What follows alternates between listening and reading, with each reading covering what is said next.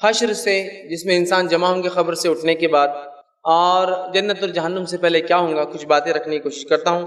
سب سے پہلی چیز تو یہ کہ آخرت پر ایمان لانا ہم سب کے لیے جو ہے واجب ہے، جس کے تعلق سے ہم جانتے ہیں صحیح مسلم کی روایت ہے جس میں جبرائیل علیہ السلام خود ایک انسانی شکل میں آ کر جو ہے چند سوالات نبی اکرم صلی اللہ علیہ وسلم سے کیے۔ اس سوال میں جو یہ تھا کہ قیامت کب قائم ہوں گی، اور ایمان کیا ہے، اور اسلام کیا ہے، احسان کیا ہے، تو نبی اکرم صلی اللہ علیہ وسلم نے جو ایمان کے تعلق سے تفصیلات دی، اس کے اندر یہ ہمارے ایمان کا حصہ ہے آخرت پر ایمان، کہ ہم ایمان لائیں آخرت پر، والیوم الآخری۔ تو آخرت پر ایمان لانا میرے اور آپ کے لیے واجب ہے، ضروری ہے، یاد رکھیے۔ اسی طرح وہ جو گھڑی جس کو قیامت کہا جاتا ہے، یہ گھڑی یاد رکھیے اچانک آنے والی ہے۔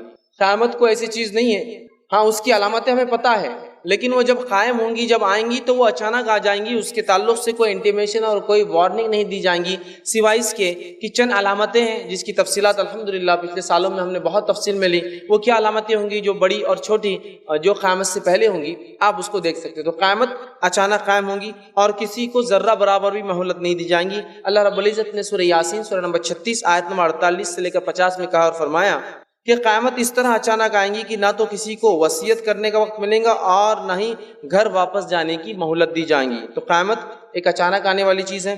اسی طرح جو آپ صلی اللہ علیہ وسلم فرمایا کہا، فرشتہ سور جو ہے منہ میں لیے ہوئے اپنے کان اللہ کی طرف لگائے ہوئے ہے، اور اللہ کے حکم کے لیے وہ جو ہے انتظار کرتا ہے، اور جو ہی اللہ رب العزت اسے حکم دیں گا وہ سور کو پھونک دیں گا۔ اور اس فرشتے کی خصوصیت یہ ہے کہ وہ اللہ کی طرف جو ہے ٹیڑھی گردن کر کے دیکھ رہا ہے تاکہ کان اور آنکھیں ادھر رہے، اور وہ ایک بار بھی پلک نہیں مارتا، اس لیے کہ اس کے رب کا حکم سے کب آ جائیں گا وہ نہیں جانتا۔ تو لہٰذا قیامت ایک ایسی گھڑی ہے جو اچانک آ جائیں گی، مجھے اور آپ کو اس کی تیاری کرنے کا یا کوئی وارننگ نہیں ملیں گی۔ لہٰذا اس سے پہلے کہ قیامت قائم ہو، آخرت قائم ہو، اور یاد رکھیے قیامت جن لوگوں پہ آئیں گی وہ تو ایک الگ مسئلہ ہے، لیکن ایک انسان کی موت اس کے لیے قیامت ہوتی ہے، یاد رکھیے اس کی آخرت وہیں سے شروع ہو جاتی ہے۔ تو لہٰذا یا تو ہماری موت آ جائے یا پھر قیامت کی کوئی علامت یا قیامت آ جائے، اس سے پہلے ہمیں چاہیے کہ ہم توبہ کر لیں اور نیکی کی طرف بڑھیں۔ تو قیامت اچانک آ جائیں گے۔ اسی طرح جو ہے بہت سارے لوگ جو ہے قیامت کا انکار کرتے ہیں، بہت سارے لوگ جو ہے قیامت کا انکار کرتے ہیں، خواہ وہ مسلمان ہو یا نہ ہو، ٹھیک، تو انکار کرتے ہیں، اور ان کی خوش فہمیاں ہوتی ہے بہت زیادہ قیامت کے تعلق سے، آخرت کے تعلق سے، ٹھیک ہے۔ تو اس بات کو بھی اللہ رب العزت نے اپنی کتاب میں اور نبی اکرم صلی اللہ علیہ وسلم نے حدیث میں اس کو وہ کیا کہ منکرین قیامت کی جو خوش فہمیاں اور اس کے تعلق سے آتا ہے کہ یہ دوبارہ پیدا ہونا ناممکن سی بات ہے۔ کچھ لوگوں کا یہ تصور ہے، یہ خیال ہے کہ ہم دوبارہ پیدا نہیں کیے جائیں گے، یہ اللہ تعالیٰ کے لیے ممکن نہیں دوبارہ پیدا ہو۔ حالانکہ اللہ نے قرآن میں بار بار سمجھایا کہ ہمارے لیے اگر مشکل ہی ہوتا تو پہلی بار پیدا کرنا ہوتا۔ اگر کسی چیز کو بنانا مشکل ہوتا ہے تو کب ہوتا ہے؟ پہلی بار۔ ایک بار بن جائے تو پھر دوبارہ بنانا تو بہت آسان ہے۔ مثال دیتا ہوں، کمپیوٹرز جو ہے بن گئے، بننے کو بہت ٹائم لگا، اب اگر پورے کمپیوٹر بھی کسی وجہ سے ختم ہو جاتے ہیں، کر دی جاتے ہیں، اس کی ٹیکنالوجی ہم پھر ایجاد کر لیں گے چونکہ ہم اس کو پہلے بنا چکے ہیں، سمجھ رہے ہیں آپ؟ تو اگر بنانا مشکل ہی ہوتا تو پہلی بار ہوتا، دوسری بار کا تو کوئی مسئلہ اور ایشو ہی نہیں رہا۔ اب تو انسان دعویٰ کر رہے کہ ہم ڈائناسور کو واپس پیدا کر سکتے ہیں اس کی ہڈیوں کی بنیاد پر۔ جب انسانی دعوے کر سکتا اللہ کے لیے کیا ناممکن ہے؟ تو بہرحال تو وہ ان کا ایک دعویٰ ہے منکر قیامت کا، خوش فہمیاں کہ نہیں دوبارہ اٹھنا ناممکن ہے۔ دوسرا کہ اگر قیامت آ بھی گئی تو ہمارے وہاں بھی مزے رہیں گے، خوش فہمی کی زندگی، مطلب دنیا میں منمانی زندگی گزارتے ہیں اور یہ سوچتے ہیں کہ اگر مر بھی گئے، اگر قیامت اگر آ بھی گئی سمجھ لو تو یہاں بھی مزے ہیں اور وہاں بھی مزے رہیں گے، ٹھیک ہے۔ اسی طرح جو ہے ہم کھاتے پیتے لوگ ہیں، ہم کو عذاب نہیں ہونے والا۔ کچھ لوگوں کی خوش فہمیاں ہوتی ہے اگر آ بھی گئی قیامت تو ہم ایسے لوگ ہیں، انبیوں کے خاندان سے، ولیوں کے خاندان سے، بزرگوں کے خاندان سے، فلاں کے خاندان سے، تھوڑا بہت کچھ ہوگا، کوئی بہت زیادہ مسئلہ نہیں ہونے والا، جان پہچان کی بنیاد پر، وسیلوں کی بنیاد پر، دامن پکڑنے کی بنیاد پر ہم نکل جائیں گے۔ اسی طرح بہت سارے لوگ ایسے جو قیامت کا مذاق اور استہزاء مذاق اڑاتے ہیں، جوک بناتے ہیں، جیسے کہ مرنے کے بعد دوبارہ زندہ ہونے والی بات عقل میں نہیں آتی۔ تم ہی سوچو نا یار، مر گئے، مٹی بن گئے اور جو ہے چورا چورا ہو گئے، اب کیسا ہو سکتا ہے؟ اب دیکھو جا کے قبرستان میں جو مر گیا ہڈیاں نکل رہی، کیسے ہو سکتا ہے؟ تو مذاق اڑاتے ہیں۔ اللہ رب العزت نے ان لوگوں کا جواب سورہ جو ہے مومنون سورہ نمبر 23 آیت نمبر 35 سے لے کر 38 میں دیا ہے۔ میں انشاءاللہ عزیز آیتوں کا ترجمہ آپ کے سامنے ہو سکے تو رکھوں گا، اور احادیث کا ہو سکے تو ترجمہ رکھوں گا، اور نہیں تو مفہوم بولتے ہوئے آگے چلا جاؤں گا، اس لیے کہ بہت ساری باتیں چونکہ آخرت کے تعلق سے آتی ہے، اور یہ مرحلہ قبر سے اٹھائے جانے کے بعد، پہلے سور پھونکے جانے کے بعد سے لے کر حساب کتاب تک ہے، تو یقیناً اتنا وقت نہیں ہوگا کہ ہم تفصیلات میں جائیں، تو میں مفہوم بیان کرتے ہوئے انشاءاللہ عزیز حوالہ دیتے مفہوم بیان کرتے ہوئے آگے بڑھتا جاؤں گا۔ اسی طرح جو ہے مرنے کے بعد اگر ہم واقعی دوبارہ زندہ کیے بھی جائے تو یہ تو جادو کا کھیل ہوگا، مطلب ایک جوک کے انداز میں، ارے اگر ایسا ہو گیا تو پھر تو ایسا ہو جائے گا. تو اس طرح سے لوگ جو بہت سارے قیامت کا مذاق اڑاتے ہیں، جس کا جواب اللہ رب العزت نے جو ہے سورہ ہود آیت نمبر اس کی 7 میں دیا ہے. اسی طرح جو ہے اگر دوبارہ زندہ ہونے کی بات سچی ہے تو ہزاروں برس پہلے جو لوگ مر گئے ابھی کیوں نہیں اٹھتے ہو؟ اگر زندہ ہونے کی بات سچی ہے تو پھر ہزاروں سال پہلے جو مرے وہ کیوں نہیں اٹھتے؟ کچھ لوگ مذاق اڑاتے ہیں. اللہ رب العزت نے اس کا جواب سورہ نمبر 44 آیت نمبر جو 34 سے لے کر 36 کے اندر تفصیل دیا. اسی طرح جو ہے مرنے کے بعد دوبارہ زندہ ہونے کی باتیں تو پاگل پن لگتی ہے، کیونکہ یہ قول بھی اللہ رب العزت نے اپنی کتاب میں نقل کیا سورہ سبا سورہ نمبر 34 آیت نمبر 7 اور 8 کے اندر کہ بہت سارے لوگوں نے جو ہے یہ بات کہی کہ قیامت کیسے قائم ہو سکتی ہے؟ اگر ایسا ہے تو پاگل پنے کی بات ہے، کیسے ہو سکتا ہے؟ اس کا جواب بھی اللہ رب العزت نے بہت تفصیل میں اپنی کتاب میں دیا. اسی طرح جو ہے قیامت کیسے قائم ہوں گی اس کے دلائل اگر چاہیے تو بہت زیادہ تفصیل میں جانے کی ضرورت نہیں. اللہ رب العزت قرآن فرماتا ہے، کہتا ہے جو ہے سورہ فاتر سورہ نمبر 35 آیت نمبر 9 میں کہتا ہے جس طرح اللہ تعالیٰ بارش کو نازل فرماتا ہے اور مردہ زمین کو زندہ کر دیتا ہے، اسی طرح اللہ مردوں کو بھی دوبارہ اٹھائیں گا. یہ سب سے بہترین مثال ہے بارش کا گرنا اور مردہ زمین کا زندہ ہونا کہ ہم لوگ دوبارہ اٹھائے جائیں گے. آپ کسی پلاٹ یا کسی جگہ سے گزریے، صحرا سے یا ریگستانی علاقے سے گزریے یا ایسی بنجر زمین سے گزریے جو بارش نہیں ہونے کے سوکھ گئی ہو، اور اس کے بعد چند بارش کی بوندیں یا چند دن بارش ہونے کے بعد وہاں سے گزریے، اتنی ہریالی، اتنے چرند پرند، اتنے کیڑے مکوڑے، پانی جمع ہونے سے مچھلیاں اور مینڈک اور مختلف قسم کے جانور ہوتے ہیں کہ آپ خود تعجب کرتے ہیں. پھر اگلے 4 مہینے بعد دیکھیے وہی سوکھا بنجر زمین، پھر اگلی بار بارش ہوتی ہے، پھر ہری بھری ہوتی ہے. تو جس طرح اللہ مردہ زمین کو دوبارہ زندہ کرتا ہے، اسی طرح اللہ رب العزت انسانوں کو دوبارہ اٹھانے والا ہے موت کے بعد. اور یہ صرف مثال کے طور پر نہیں ہے، حدیث ہے کہ آپ سے فرماتے ہیں جیسے سبزیاں اور جھاڑ اگتے ہیں قیامت کے روز، مرنے کے بعد جو لوگ اٹھائے جائیں گے وہ ویسے ہی اگیں گے جیسے سبزی اگتی ہے. اور ریڑھ کی ہڈی کا ایک حصہ ہوتا ہے جو کبھی ختم نہیں ہوتا، یاد رکھیے، اور یہ سائنٹیفک فیکٹ بھی ہے، وہ کبھی ختم نہیں ہوتا، کسی بھی سرکمسٹانسز میں زمین میں اگر ڈال دیا جائے بچا رہتا ہے. آپ سے فرماتے ہیں اس سے انسان اگنا چالو ہوں گے، پہلے ہڈیوں کا ڈھانچہ بنے گا، پھر گوشت اس پہ چڑھ جائیں گا اور انسان پھر تیار ہو جائے گا. تو مردہ زمین کو اللہ اٹھاتا ہے جھاڑ کے زیادہ، انسان بھی اگیں گے روز قیامت. ٹھیک ہے، تو اسی طرح اگر کسی کو قیامت کے دلائل چاہیے تو مردہ زمین دیکھ لیں، انشاءاللہ عزیز تفصیلات جو ہے اسے مل جائیں گی. اور دوسرا جو یہ چاہتا ہے کہ وہ دیکھے کہ دوبارہ اللہ کیسے زندہ کریں گا، اسے چاہیے کہ سورہ حج کی آیت نمبر 5 اور 6 پڑھے اور اپنی پیدائش کو دیکھ لے. اپنی پیدائش کو سمجھ گیا تو دوبارہ اٹھنے کو بھی سمجھ لیا آپ نے.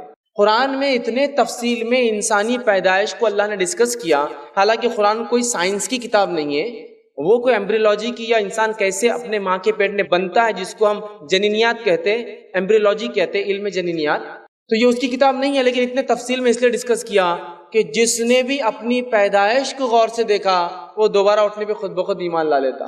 چونکہ پانی کے قطرے کا ماں کے رحم میں جانا اور اس قطرے سے انسان کا وجود ہونا اور وجود ہو کر اس کے اندر پلنا اور بڑھنا اور اس کے بعد اس کے رزق کا خود بخود انتظام ہونا اور اس کے بعد اس کا اتنی چھوٹی جگہ سے اتنے آسانی سے پیدا ہو جانا، یہ سب علامت ہے اس چیز کی کہ اللہ رب العزت نے جب پہلی بار بنایا، اگر غور کرو گے تو یقین جان لو گے کہ دوبارہ ضرور تھا. تو جو لوگ انکار کرتے ہیں وہ اپنی پیدائش پہ غور کریں، پیدائش پہ غور کریں گے ایمان بہت مضبوط ہو جائیں گا کہ اگر پیدا انسان جو کچھ نہیں ہوتا، پانی کا خطرہ اس سے ہو سکتا ہے، تو اللہ کے لیے کیا ہی ناممکن ہے کہ پھر دوبارہ ہڈی سے اور دیگر چیزوں سے انسان کو پھر سے اٹھا کھڑا کرے. تو بہرحال اس کا ضرور مطالعہ کریں. اسی طرح جو ہے زمین و آسمان کو پیدا کرنے والی ذات کیا انسانوں کو نہیں پیدا کر سکتی؟ اگر کسی کو قیامت قائم ہونے والی ہے، اس کو جاننا ہے اور اس کو یقین نہیں ہوتا کہ ہم دوبارہ اٹھائے جائیں گے، تو کائنات پہ کبھی غور کر لے. ایسٹرونومی، علم فلکیات، علم نجوم نہیں، علم فلکیات، اس پر غور کرے. جب وہ فلک کو اور علم فلکیات کو دیکھتا ہے، اللہ رب العزت نے جو جو چیزیں بنائی ہیں، اگر آپ تھوڑا بہت بھی مطالعہ کریں تو حیرت کریں گے. اپنی انگلیوں کو اپنے دانتوں تلے خود دبا لیں گے، سبحان اللہ، کیا ایسی ایسی چیزیں بھی ہیں، ایسی چیزیں، ایسے ستارے اور ایسے سیارے اللہ نے پیدا کیے کہ جس کو بن کر اربوں اور کھربوں سال ہو گئے، اور اربوں اور کھربوں سال پہلے بننے کے بعد ان کی روشنی کو سفر کر کے ہم تک آنے کے لیے اربوں اور کھربوں سال لگے. وہ تارے ٹمٹماتے ہیں نا، اربوں اور خربوں سال پہلے ان کے اندر وہ دھماکے ہوئے تھے، جس کو روشنی جو 1,86,000 میل فی سیکنڈ یا رفلی ایک موٹی زبان میں کہوں 3 لاکھ کلومیٹر فی سیکنڈ سے بھاگتی ہے، اربوں اور خربوں سال چلتی ہے، تو وہ دھماکے کا آج ہم دیکھ پاتے ہیں۔ اتنی بڑی اللہ رب العزت کی کائنات ہے، تو جو اتنی وسیع کائنات کا مالک ہے، انسان جیسی اتنی چھوٹی مخلوق کا پیدا کرنا اس کے لیے ذرہ برابر بھی ناممکن سی بات نہیں ہے۔ تو جس کو یقین نہیں ہے وہ اپنی پیدائش دیکھ لے، مردہ زمین کو دیکھ لے یا کائنات کے وجود کو دیکھ لے، انشاءاللہ العزیز اس کا ایمان بہت پختہ ہو جائے گا اللہ رب العزت کی ذات پر، ٹھیک ہے۔ اسی طرح جو ہے قیامت جب قائم ہوگی، ٹھیک ہے، تو اس وقت آسمان کا کیا حال ہوگا؟ تو اللہ رب العزت فرماتا ہے کہ آسمان پھٹ کر سرخ چمڑے جیسا ہو جائیں گا جس روز قیامت قائم ہوں گی۔ سورہ رحمان سورہ نمبر 55 آیت نمبر 37 میں اللہ رب العزت نے اس کی وضاحت کی۔ اسی طرح آسمان پھٹ جائیں گا اور اس کی بندشیں ڈھیلی پڑ جائیں گی، مطلب جو اس کا جس کو کہیں گے نظم کے ساتھ ستارے اور سیارے چلتے ہیں، سب جو ہے ڈھیلا پڑ جائیں گا۔ اللہ رب العزت نے سورہ حاقہ سورہ نمبر 69 آیت نمبر جو ہے 16 میں بیان کیا۔ اسی طرح جو ہے آسمان جو پگھلے ہوئے سونے کی طرح جو ہے قیامت کے روز سرخ ہو جائیں گا۔ اللہ رب العزت نے اس بات کو سورہ معارج سورہ نمبر 70 آیت نمبر 8 میں بیان کیا۔ اسی طرح آسمان بری طرح جو ہے ڈگمگانے اور ہچکولے کھانے لگیں گا، ٹھیک ہے۔ یہ اللہ رب العزت نے جو قیامت کے حالات بیان کیے، اور اس کو اللہ رب العزت سورہ طور سورہ نمبر 52 آیت نمبر 9 میں بیان کیا۔ اسی طرح جو ہے شمس سورج کے تعلق سے اللہ بیان کرتا ہے اور فرماتا ہے کہ سورج بے نور ہو جائے گا روز قیامت اور اپنی روشنی کو کھو بیٹھے گا، جس کو اللہ رب العزت نے سورہ تکویر سورہ نمبر 81 آیت نمبر 1 میں بیان کیا۔ اسی طرح چاند کے تعلق سے بیان کیا کہ چاند بھی اپنی روشنی کو کھو بیٹھے گا اور بے نور ہو جائے گا، جس کو اللہ رب العزت نے سورہ قیامت سورہ نمبر 75 آیت نمبر 9 میں اس واقعے کو بیان کیا۔ اسی طرح نجوم ستاروں کا یہ حال ہوگا کہ ستارے اپنے نور کھو بیٹھیں گے اور جھڑ جائیں گے، جیسے کہ وہ لگے وہاں سے نیچے گر جائیں گے، جھڑ جائیں گے، ستاروں کے یہ حالت ہو جائیں گے اور سارے بکھر جائیں گے۔ اسی طرح زمین کی کیفیت یہ ہوگی جب قیامت قائم ہوگی کہ زمین بری طرح ہچکولے کھائیں گی۔ ہچکولے سمجھتے ہیں؟ ایک گاڑی میں آپ بیٹھے ہیں اور اچانک اس کا فیول ختم ہو جائے، پیٹرول یا گیس ختم ہو جائے، تو وہ جھٹکے جو لیتی ہے وہ ہچکولے آدمی اوپر اچکنا شروع کر دیتا ہے، یا جانور اچانک بھاگنا شروع کر دے کھڑے سے بدک کر، تو جو آدمی کی کیفیت ہوتی ہے پیٹھ پر وہ ہچکولے ہوتے ہیں، تو زمین ہچکولے کھانے لگیں گی۔ اسی طرح جو ہے زمین اللہ تعالیٰ کے ڈر سے کانپنے لگیں گی۔ اسی طرح جو اللہ رب نے فرمایا زمین اپنے خزانوں کو باہر نکال دیں گی۔ اسی طرح فرمایا زمین جو ہے ایک ہی جو ہے چوٹ میں ریزہ ریزہ ہو جائیں گی، مطلب قیامت میں جو جھٹکا محسوس ہوگا اس سے زمین ریزہ ریزہ ہو جائیں گی۔ اسی طرح جو ہے جو قیامت جو جب قائم ہوں گی تو پہاڑوں کا یہ حال ہوگا، اللہ فرماتا ہے پہاڑ بادلوں کے جیسے چلنے لگیں گے۔ پہاڑ بہت مضبوط چیز ہوتی ہے، زمین میں کئی کئی کلومیٹر دھسے ہوئے ہوتے ہیں، یہ جیسے بادل چلتا ہے نا، بادل کتنے آسانی سے ہوا چلتی ہے تو آپ دیکھیے چلتا ہے، بادلوں کے جیسے چلنے لگیں گے۔ اسی طرح جو ہے پہاڑ ریت کے ذروں کے جیسے ہو کر جو ہے ہوا میں اڑنے لگیں گے۔ اسی طرح جو ہے پہاڑ مٹی کے ڈھیلوں کے جیسا ڈھہ جائیں گے، کھڑے سے برباد ہو جائیں گے۔ اسی طرح جو ہے پہاڑ وہ روئی جس کو دھن دیا جاتا ہے، روئی جو ہوتی ہے نا موٹی ہوتی ہے، لیکن جب اس کو دھن کے صاف کرتے ہیں اور ہلکی ہوتی ہے، اس کو پھونک دیجئے ہوا سے گھومتے گھومتے نکل جاتی ہے، تو پہاڑ دھنی ہوئی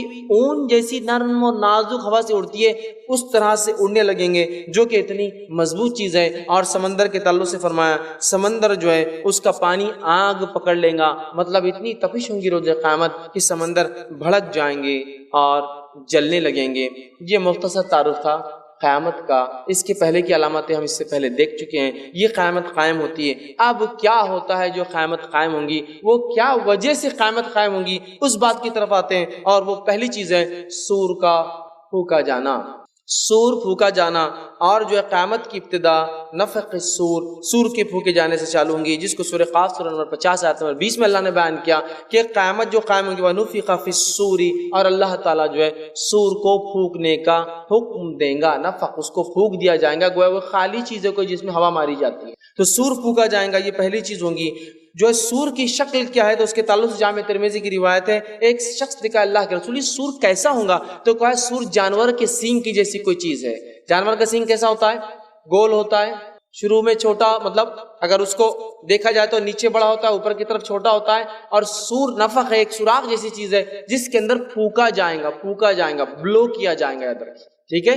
تو لہٰذا سینگ کیسا ہوتا ہے؟ نیچے بڑا اوپر چھوٹا، تو سور اسی قسم کی ایک چیز ہے جو آگے کی طرف چھوٹی جہاں سے پھونکا جائے گا اور سامنے کی طرف بڑی ہوتی ہے، اور اس کے اندر سے کیا ہوگا؟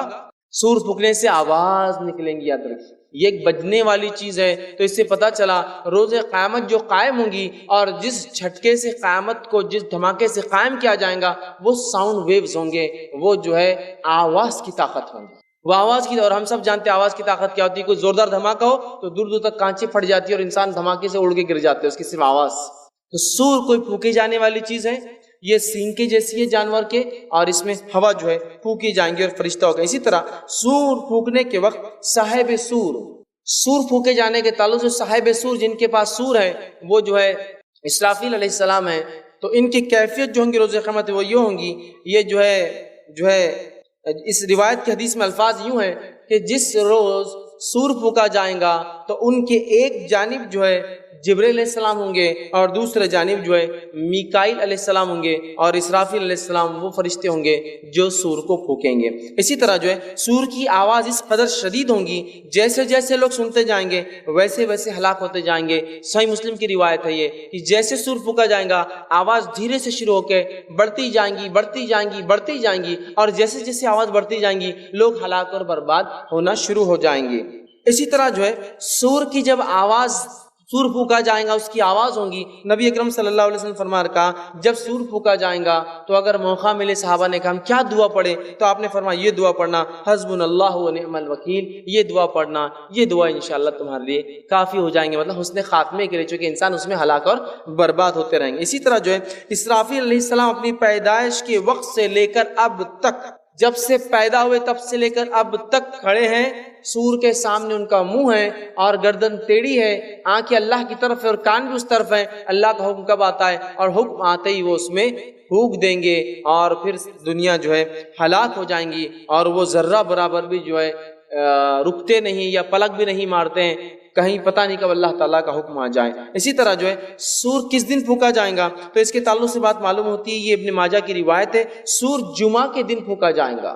قیامت کس روز قائم ہوں گی، سور پھونکا جائے گا وہ جمعہ کا دن ہوگا، اور حدیث کے الفاظ اس طرح سے جمعہ کے روز قیامت قائم ہوں گی، لہٰذا تمام مقرب فرشتے، آسمان، زمین، پہاڑ، یہ ساری چیزیں جو ہے جمعہ کے دن جو ہے ڈرتے ہیں اور پریشان رہتے ہیں۔ ہر جمعہ فرشتے، زمین، آسمان، ہوا، یہ سب ساری چیزیں جمعہ کے دن پریشان ہوتی ہے، اس لیے کہ انہیں پتہ ہے کہ قیامت جمعہ کے دن قائم ہونے والی ہے۔ اسی طرح جو ہے سور کتنی مرتبہ پھونکا جائے گا، تو یہ سور کے تعلق سے جو باتیں پتہ چلتی ہے وہ 2 مرتبہ پھونکا جائے گا۔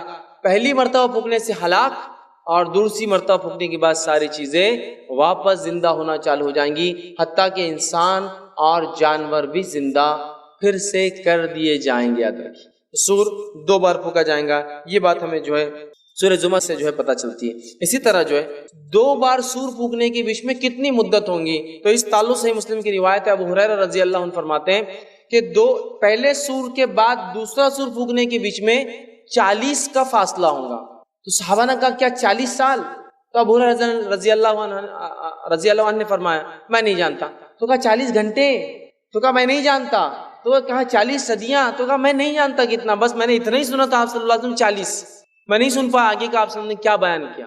تو 40 کی مدت گزریں گی، جب ایک سور پھونکا جائے گا اس کے بعد دوسرے، اور اس مدت میں فرسٹ اور سیکنڈ سور کے اندر جو ہے اس مدت میں اللہ رب العزت کی ذات کے علاوہ کچھ بھی کائنات میں باقی نہیں، ہر چیز ہلاک اور برباد کر دی جائیں گی، اور اس مدت میں اللہ تعالیٰ اکیلا ہوں گا اور پھر آواز لگائیں گا این الجبارون این المتکبرون۔ ایک روایت میں الفاظ ہے اللہ تعالیٰ فرمائیں گا انا الملک، آج میں بادشاہ ہوں، این الملوک الارض، کہاں زمین کے وہ بادشاہ، این الجبارون وین المتکبرون، کہاں جو ظلم و زیادتی کرتے ہیں، کہاں جو دنیا میں آکڑ دکھاتے اور تکبر کیا کرتے تھے، لاؤ آج میرے ساتھ۔ تو اللہ کی واحد اکیلی ذات ہوں گی وہ 40 کی مدت، واللہ عالم کتنی لمبی اور کیسی مدت ہوں گی۔ اسی طرح جو ہے پہلے سور کی آواز سنتے ہی لوگ شدید گھبراہٹ طاری ہو جائیں گی، پہلی آواز آئیں گی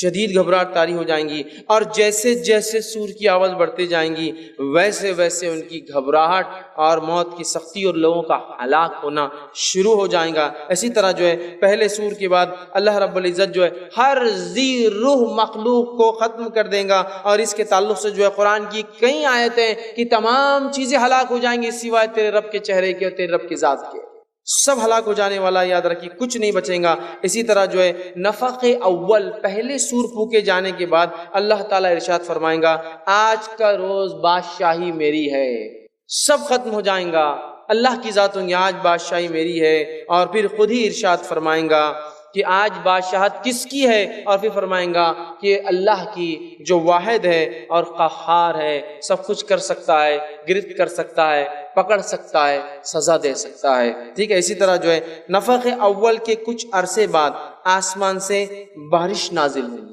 پہلے سور پھونکے جانے کے بعد کیا ہوگا؟ دوسرے سور سے پہلے آسمان سے جو ہے بارش نازل ہوں گی، جس سے جو ہے انسان جو ہے کہ ریڑھ کی ہڈی کا ایک حصہ ہوتا ہے جو باقی ہوتا ہے، وہاں سے انسان جو ہے پہلے ہڈی کا ڈھانچہ بنے گا، پھر گوشت پوش لگ جائیں گا، اور وہ پھر انسان بن جائیں گا جیسے پہلے انسان تھا، ٹھیک ہے۔ اسی طرح جو ہے نفخ دوم، اب دوسرا سور پھونکے جانے کے بعد کیا کیفیت ہوں گی؟ تو نفخ ثانی کے بعد دوسرے سور پھونکے جانے کے بعد تمام اجسام زندہ ہوں گے، اور انسان جو ہے اٹھ کر کھڑے ہونا چالو ہو جائیں گے، تمام لوگ، مطلب پہلے سور کے بعد ایک بارش برسیں گی، اس بارش کے بعد دوسرا سور پھونکا جائے گا، اور پھر انسان اٹھنا شروع ہوں گے، اور نفخ ثانی کے بعد جو ہے لوگ قبروں سے اٹھیں گے اور اللہ تعالیٰ کی عدالت میں حاضر ہونا چالو ہو جائیں گے۔ اسی طرح جو ہے دوسرے سور کے بعد سب سے پہلے نبی اکرم صلی اللہ علیہ وسلم اٹھیں گے، اپنی قبر سے اٹھیں گے، اور آپ صلی اللہ علیہ وسلم کے بعد باقی لوگ اٹھیں گے۔ جامع ترمذی کی روایت آپ نے فرمایا کہ سب سے پہلے جب دوسرا سور پھونکا جائے گا میں اپنی قبر سے نکلوں گا اور نکل کے اللہ کے عرش کی طرف بڑھوں گا، اور جب وہاں جاؤں گا تو دیکھوں گا موسیٰ عرش سے پہلے سے لپٹے ہوئے، میں نہیں جانتا کہ موسیٰ بے ہوش ہوئے تھے یا نہیں ہوئے تھے، یا مجھ سے پہلے اٹھ کر آ کر وہاں کھڑے ہو گئے، لہٰذا مجھ میں اور موسیٰ میں کمپیریزن مت کیا کرو، موازنہ، چونکہ ایک مرتبہ صحابہ کی ایک جماعت یہودیوں سے لڑ رہی تھی کہ ہمارا نبی افضل، یہودی کرے ہمارا افضل، اور صحابہ کرے محمد صلی اللہ علیہ وسلم افضل، وہ کرے موسیٰ علیہ السلام افضل، تو آپ نے کہا موسیٰ سے میرا موازنہ کمپیریزن مت کیا کرو، اس لیے کہ روز قیامت مجھ سے پہلے کھڑے ہوں گے، میں نہیں جانتا بے ہوش ہوئے تھے یا نہیں ہوئے تھے، یا مجھ سے پہلے اٹھ کر وہاں چلے گئے، ٹھیک ہے۔ تو آپ صلی اللہ علیہ وسلم اٹھیں گے، اور آپ صلی اللہ علیہ وسلم جو ہے سب سے پہلے اپنی قبر سے نکلیں گے، اور اس کے بعد سارے لوگ جو ہے قبروں سے نکلیں گے۔ قبروں سے اٹھنے کی کیفیت کیا ہوگی؟ تو اس تعلق سے آتا ہے کہ اللہ رب العزت قرآن میں فرماتا ہے، سورہ نمبر 27 سورہ نمل اور اس کی آیت نمبر جو ہے 87 میں اللہ فرماتا ہے، کہتا ہے لوگ اپنی قبروں سے جو ہے شدید گھبراہٹ کی حالت میں اٹھیں گے، اس لیے کہ پریشان ہوں گے کہ اس نیند سے کس نے جگا دیا۔ اسی طرح جو ہے جس آدمی کو جانور نے کھایا ہوگا، جس آدمی جو آدمی پانی میں ڈوبا ہوگا، اسی طرح جو آدمی جس حالت میں ہوگا، حتیٰ کہ اگر جل کر راغ بن گیا ہوگا تو ہر انسان اسی حالت میں اٹھے گا، کوئی جانور کے پیٹ سے نکلے گا، کوئی پانی سے نکل کر آئے گا، کوئی راغ سے نکل کر آئے گا، مطلب جو جس کیفیت میں مرا تھا اس کیفیت میں اٹھے گا، شہید کی حالت میں اٹھے گا، روزے دار روزے کی حالت میں اٹھے گا، طواف میں مرنے والا حاجی جو ہے طواف کی حالت میں اٹھے گا، جانور نے جس کو کھایا وہ جانور کے پیٹ سے اٹھے گا، پانی میں ڈوبا شخص پانی سے اٹھے گا، جو جل گیا راغ بن گیا وہ اپنی راغ سے نکلے گا۔ اس کو جامع ترمذی نے جو ہے روایت کیا۔ اسی طرح جو ہے لوگ اپنی قبر سے اتنی تیزی سے نکلیں گے اور اتنے زیادہ نکلیں گے جیسے ٹڈیاں ہوتی ہیں نا، ٹڈیاں کیڑے ہوتے ہیں نا کبھی جو کھیت میں لگ جاتے ہیں، کتنی تعداد ہے، پہلے تو 1 2 3 دکھتے ہیں، پھر ایسا جھنڈ کہ آپ کو ادھر سے ادھر دکھتا نہیں کہ ٹڈیاں اتنی آتی ہیں، کیڑا ہوتا ہے نا جو گھاس کھا لیتا ہے، فصلیں برباد کرتا ہے، ٹڈیوں کی طرح اٹھیں گے۔ اور اس بات کو اللہ رب العزت نے سورہ قمر سورہ نمبر 54 آیت نمبر 6 سے لے کر 8 میں بیان کیا کہ انسان ٹڈیوں کے جیسے اٹھیں گے۔ اسی طرح لوگ اپنی قبروں سے ننگے بدن، ننگے پاؤں اور بے ختنہ اٹھیں گے، یہ صحیح مسلم کی روایت ہے۔ ماں عائشہ نے فرمایا اللہ کے رسول ننگے بدن، ننگے پاؤں، بغیر ختنہ کے، کیسا عجیب منظر ہوگا، کتنی شرم کی بات ہے۔ تو کہا عائشہ کسی کی کوئی فکر ہی نہیں ہوگی، کوئی کسی کو دیکھے گا بھی نہیں کوئی ان کی حالت ہے۔ اور اس بات کو اگر سمجھنا ہے تو آپ کبھی اس کیفیت کو دیکھ سکتے ہیں جب کسی کا اللہ نہ کر ایکسیڈنٹ ہو جائے اور آپ وہاں موجود ہو اور وہ آپ کا کوئی قریبی ہو، کیسی گڑبڑ ہوتی ہے، کچھ سمجھ میں نہیں آتا، چپل ہے نہیں ہے، کپڑے ہے نہیں ہے، کچھ پہنا ہوا ہے کچھ ہے نہیں ہے، والٹ جب میں ہے نہیں ہے، بس اٹھایا اور بھاگ جاتا، اور کئی دیر بعد پھر سود آتی کہ ایسا ہوا، ارے میں تو چپل غلط پہن کے آ گیا، ارے ننگے پیر آ گیا، ارے وہ بچہ میں نے کہاں بھول گیا جو گود میں تھا، ایکسیڈنٹ کے چکر میں وہ کسی کو دے دیا تھا، ارے میرے ہاتھ میں فلاں تھا تب یاد تھا نا. تو یہ کیفیت ایسی ہوں گی، انسان ننگے ہوں گے لیکن کوئی کسی کو دیکھیں گا تک نہیں، اس لیے کہ کیفیت اور حالت ہی ایسی ہوں گی. تو انسان بے ختنہ، اور ایک روایت مطلب بغیر بال کے، بغیر ختنہ کے 30 اور 33 سال کی عمر کی حالت میں اٹھیں گے. ٹھیک ہے. اسی طرح جو ہے قبر سے نکلتے ہی 2 فرشتے ہر انسان کو دبوچ لیں گے اور پکڑ لیں گے. قبر سے نکلتے ہی 2 فرشتے ہر انسان کو دبوچ لیں گے، پکڑ لیں گے. نیک انسان کو اچھائی کے ساتھ وہ لے جائیں گے اور برے انسان کو وہیں سے شدید مار مار کر پیٹ پیٹ کر وہاں سے لے جائیں گے. تو قبر سے نکلتی 2 فرشتے پکڑ لیں گے. سورہ سبا سورہ نمبر 34 آیت نمبر 51 میں اللہ رب العزت نے اس بات کو فرمایا. اسی طرح جو ہے کافر اپنی قبر سے اٹھتے ہی فرشتے دبوچ کے اتنے ذلت کی مار ماریں گے اور ذلیل کر کے اسے جو ہے مقام محشر تک پہنچائیں گے، جس بات کو اللہ رب العزت نے سورہ معارج سورہ نمبر 70 آیت نمبر جو ہے 43 اور 44 میں بیان کیا. اسی طرح جو ہے اہل ایمان اپنی خبروں سے جو ہے بے ریش، بغیر روئیں، بغیر بالوں کے اٹھیں گے. بے مونچھ، ان کو مونچھیں نہیں ہوں گی. ٹھیک ہے. اسی طرح جو ہے سرمگین مطلب سرمے لگائی ہوئی آنکھیں کیسی ہوتی نا، اس آنکھوں کے ساتھ جو ہے وہ جو ہے 30 سال کی عمر میں اٹھیں گے. اور اس بات کو جامع ترمذی کی روایت میں آپ صلی اللہ علیہ وسلم فرمایا، کہا اس کیفیت میں انسان اٹھیں گے. اسی طرح جو ہے خبر سے اٹھنے کے بعد سب سے پہلے ابراہیم علیہ السلام کو کپڑے پہنائے جائیں گے. اس کے بعد آپ سے فرماتے پھر مجھے کپڑے پہنائے جائیں گے. اور اس بات کو جو امام بیہقی نے جو ہے اپنی کتاب میں روایت کیا، سب سے پہلے ابراہیم علیہ السلام کو کپڑے کیوں پہنائے جائیں گے، اس تعلق سے جو ہے کچھ علماء لکھتے ہیں وہ اس لیے کہ ابراہیم علیہ السلام جب آگ میں ڈالے گئے تھے تو انہیں ننگا کر دیا گیا تھا، تو اللہ تعالیٰ اس کا بدلہ انہیں دیں گا اور سب سے پہلے کپڑے پہنائیں گا. واللہ عالم پھر اس کا اور کیا معنی ہو سکتا ہے، لیکن سب سے پہلے ابراہیم علیہ السلام کو کپڑے پہنائے جائیں گے، پھر محمد صلی اللہ علیہ وسلم کو کپڑے پہنائے جائیں گے. خبر سے اٹھنے کے بعد جو سب سے پہلے جس کو کپڑے پہنائے جائیں گے یہ شخصیت ہے، اس کے بعد دیگر لوگ. اسی طرح ہر آدمی قیامت دن اپنی قبر سے موت والی حالت کے اندر اور نیت پر اٹھیں گا. 2 چیزیں، موت والی حالت اور موت والی نیت. موت کس کیفیت میں ہوئی، جانور نے کہا تو اس میں، اور کس نیت مطلب وہ کیوں مرا تھا، کیا نیت تھی. کسی کو مارنے گیا تھا، جنگ لڑنے گیا تھا، ستانے گیا تھا، تکلیف دینے کی نیت سے جا رہا تھا، شراب کی حالت میں جا تو شرابی اٹھیں گا، اور کیا نیت پہ تھا اس نیت پہ اٹھیں گا. لہٰذا ہمیشہ اللہ تعالیٰ سے حسن خاتمے کی شدید دعا کرنی چاہیے کہ اچھی موت دے اللہ تعالیٰ. اور صرف خالی دعائیں کافی نہیں ہوتی، عمل بھی ایسا ہو کہ اچھے کام کرتے رہے. اور یہ علماء لکھتے ہیں کہ اچھے کام جو لوگ کرتے ہیں اللہ اچھائی میں موت دیتا ہے اور برے لوگوں کو ان کے گناہ اور برائی میں موت دے دیتا ہے. ٹھیک ہے. تو لہٰذا بچنا چاہیے. اسی طرح جو ہے وحشی جانور بھی ایک مرتبہ اٹھائے جائیں گے، زندہ کیے جائیں گے، اور بعد میں اللہ تعالیٰ ان کا حساب کر کے مطلب وہ جو بکری سینگ والی بغیر سینگ کو ماری تھی وہ ہو جائیں گا اور پھر مٹی بنا دیں گا. سورہ تکویر سورہ نمبر 81 آیت نمبر 5 میں اس کی تفصیلات آتی ہیں. اسی طرح اب کچھ باتیں آئی حشر کے تعلق سے دیکھتے ہیں. نبی اکرم صلی اللہ علیہ وسلم فرماتے ہیں، صحیح بخاری کی روایت ہے، کچھ لوگ اپنی قبروں سے اٹھ کر پیدل میدان محشر میں پہنچیں گے، واکنگ، پیدل میدان محشر میں پہنچیں گے. اسی طرح ایک اور روایت میں جو بخاری کی حدیث ہے آپ نے فرمایا کچھ لوگ اپنی قبروں سے اٹھ کر سواریوں پر میدان محشر میں پہنچیں گے. یہ وہ لوگ ہوں گے جن کا ظاہر سی بات اللہ اکرام کریں گے تبھی وہ سواریوں پہ، تو سواریوں پر پہنچیں گے اور کافر کو آگ مقام محشر پہ ہکال کے لے جائیں گے. کافر کے پیچھے ایک آگ لگ جائیں گی اور وہ کئی غلط ڈائریکشن میں بھاگیں گا تو پھر ادھر سے روک دیں گی، صرف اس کو وہ ڈائریکشن میں جان دیں گی جو مقام محشر ہوگا. حشر مطلب حساب اور کتاب کی زمین اور جگہ. ٹھیک ہے. اس لیے حشر سے حساب تک وہ جگہ جو ہے آگ انہیں ہانک کر لے جائیں گے. اسی طرح کچھ لوگ اندھے اور بہرے اٹھنے کے باوجود منہ کے بل میدان محشر میں لے جائے جائیں گے. مطلب کچھ لوگ ایسے ہوں گے جنہوں نے ایسے گناہ کیے ہوں گے جس بات کو اللہ رب العزت سورہ بنی اسرائیل آیت میں 97 فرمایا، ان کے گناہوں کی وجہ سے اللہ ان کو گونگا اور اندھا کرے گا اور منہ کے بل، منہ اللہ والا منہ کے بل انسان کیسے چلیں گے ہم نہیں جانتے، لیکن منہ سے چلتے ہوئے آئیں گے، مطلب منہ نیچے اور سر پیر اوپر، اللہ حفاظت کرے، لیکن وہ اس طرح سے چلتے ہوئے آئیں گے. کچھ لوگ سواری پر آئیں گے، کچھ لوگ پیدل آئیں گے، کچھ لوگ کافروں کو آگ لے جائیں گے. اسی طرح جو ہے سورہ فرقان سورہ 25 آیت میں 34 میں اللہ فرماتا ہے کچھ لوگوں کو فرشتے منہ کے بل گھسیٹ کر لائیں گے. یہ ذلیل اور خوار لوگ ہوں گے. منہ کے بل گھسیٹنا مطلب بال پکڑ کے منہ نیچے زمین پر رکھ کر رگڑتے ہوئے لائیں گے. ناک اور منہ کا کیا حال ہوگا، رگڑتے ہوئے مقام محشر پہ لائیں گے. اسی طرح جو ہے سورہ کہف کی آیت میں 47 میں اللہ فرماتا ہے اللہ تعالیٰ میدان محشر میں اس طرح ساری مخلوق کو اکٹھا کریں گا کہ ایک فرد بھی باقی نہیں رہیں گا، پہلے انسان سے لے کر آخری انسان سارے مقام محشر میں بغیر غائب ہوئے کے، بغیر کسی جگہ چھپے کے وہاں پہنچیں گے۔ اب حشر کی زمین کون سی ہوں گی، کیا کیفیت ہوں گی، چلیے آئیے وہ دیکھتے ہیں۔ سرزمین شام لوگوں کے اکٹھا ہونے کی جگہ ہے۔ شام کی جو زمین ہے وہ ارض محشر ہے۔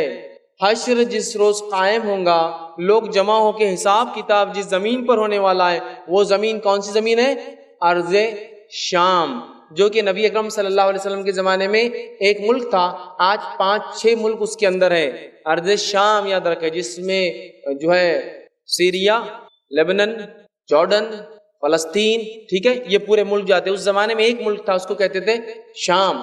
تو شام کی سرزمین ارض محشر ہے، وہاں انسانیت جمع ہوں گی۔ اور اسی طرح ہم نے ایک اور روایت دیکھی تھی کہ شام کے لوگوں پر فرشتے اترتے ہیں، ان کے نیک لوگوں پر، ٹھیک ہے۔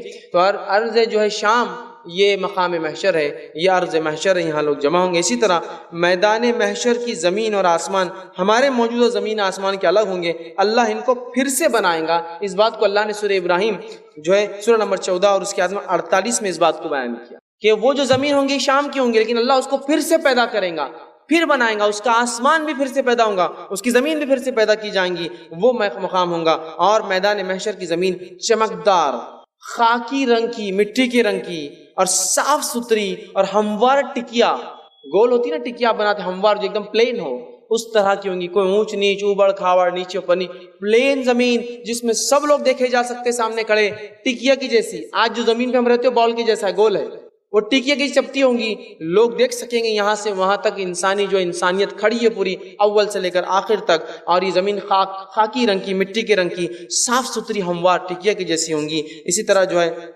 نئی زمین ہر طرح کے فسق اور فجور اور ظلم سے پاک ہوں گی اور تمام فیصلے انصاف کے مطابق ہوں گے۔ یہ نئی زمین جو ہوں گی ہر گناہوں سے پاک ہوں گی، انسان جمع تو ہوں گے لیکن کوئی ظلم زیادتی نہیں ہوں گی۔ اللہ تعالیٰ اس روز انصاف کے ساتھ جو ہے انسانوں کے ساتھ فیصلے کریں گا۔ اسی طرح جو ہے ابن مبارک ایک روایت لاتے ہیں، اس روایت میں ہے کہ میدان محشر میں ہر آدمی کو جو ہے بمشکل 2 قدم جگہ کھڑے رہنے کو ملیں گی، بس 2 پیر رکھنے کی جگہ ہوں گی، اس سے زیادہ جگہ مقام محشر میں انسان کو نہیں ملنے والی ہے۔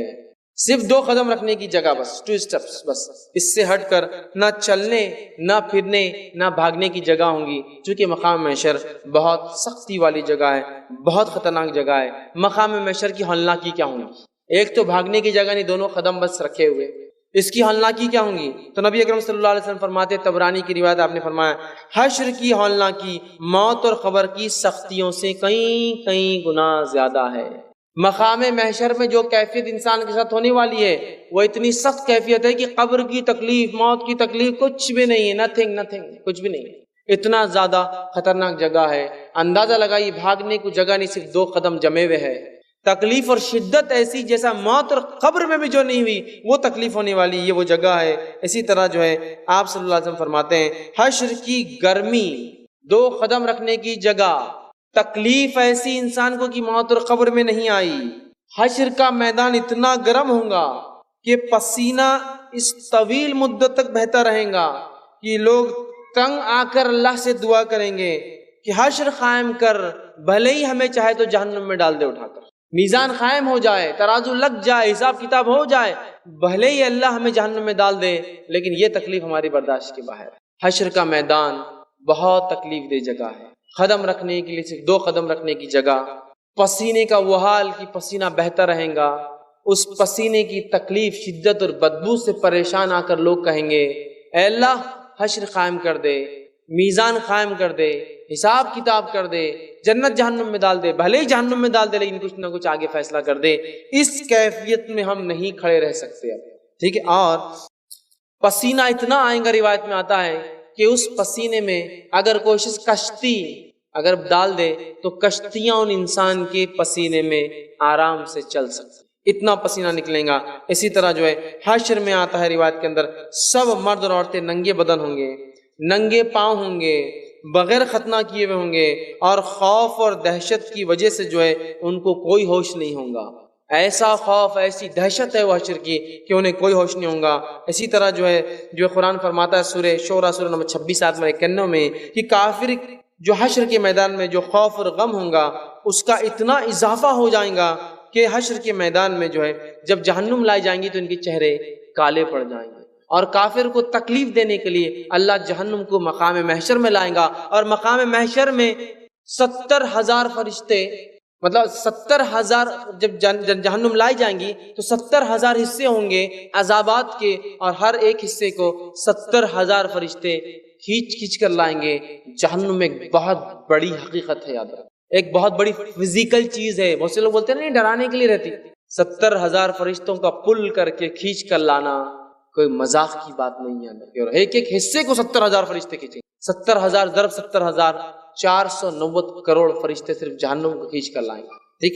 اسی طرح جو ہے حشر کی ہولناکیوں کو دیکھ کر کفار اور فجار گناہ گاروں کے چہرے کالے سیاہ پڑ جائیں گے۔ سورہ یونس آیت نمبر 27 میں بات اللہ رب العزت نے فرمائی۔ اسی طرح جو ہے آپ وسلم فرماتے ہیں، حاکم کی روایت ہے، جس طرح سے تیر کمان میں لگ جاتا ہے اور لگنے کے بعد پریشان رہتا ہے کہ تو کھینچ کے اس پہ ٹینشن ہوتا ہے نا، کھینچ کے رکھتے ہیں، اور تیر پریشان ہوتا ہے، جو لوگ تیر چلاتے ہیں ان کو اس کا اندازہ ہے کہ آپ نے کھینچ دیا اس کو ٹینشن دے دیا، اب تیر کنٹینیوس صرف کاپتے رہتا ہے، چونکہ اس کو نکلنا ہے چھوٹنا، جتنا ٹینشن اس کے زیادہ پیچھے اتنی رفتار سے نکلیں گا۔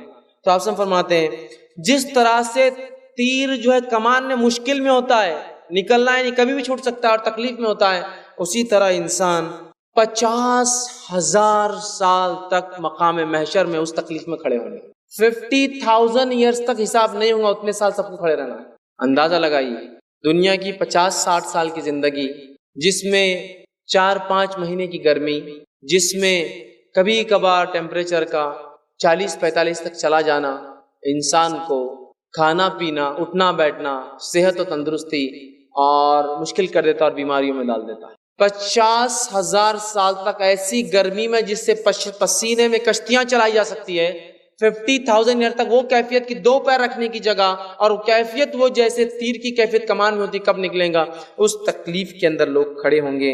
اسی طرح جو ہے کفار اور مشرکین کے لیے حشر کا نصف دن، یہ تو عام لوگوں کے لیے ہے، کفار اور مشرکین کے لیے حشر کا آدھا دن 50,000 سال کے برابر ہوگا، مطلب ان کا ایک دن 1,00,000 سال کے برابر، اور دوسروں کا ایک دن 50,000 سال کے برابر، جو کافر نہیں ہوں گے، گناہ گار انسان، فاسق اور فاجر مسلمان، ٹھیک ہے، یہ اپنے اپنے دور کے جو بھی لوگ ہوں گے جو مسلمان گزرے ہیں، لیکن جو ہے کافر اور فاسق لوگوں کے لیے، جو مشرک لوگ ہوں گے، ان کے لیے 50,000 نہیں، آدھا دن ہی 50,000 سال کے برابر ہوں گا۔ اسی طرح جو ہے حدیث کے اندر آتا ہے، طبرانی کی روایت آپ نے فرمایا، کافروں کو حشر میں موت کی غشی جیسی تکلیف کا سامنا ہوگا، جبکہ اہل ایمان کو جو ہے، اسی طرح جو ہے کافروں کے جو ہے حشر میں جو ہے موت میں جو ہے غشی جو ہے جیسی تکلیف کا سامنا ہوگا، جبکہ اہل ایمان کو جو ہے ایسی تکلیف ہوں گی جو ہے جیسے کہ جو ہے زخام والی تکلیف، مطلب دوسرے لوگ ایسی تکلیف میں ہوں گے جیسی تکلیف کے اندر جو ہے موت کی تکلیف جو ہوتی نا، اس تکلیف میں جو ہے کافروں کی کیفیت موت والی ہوں گی،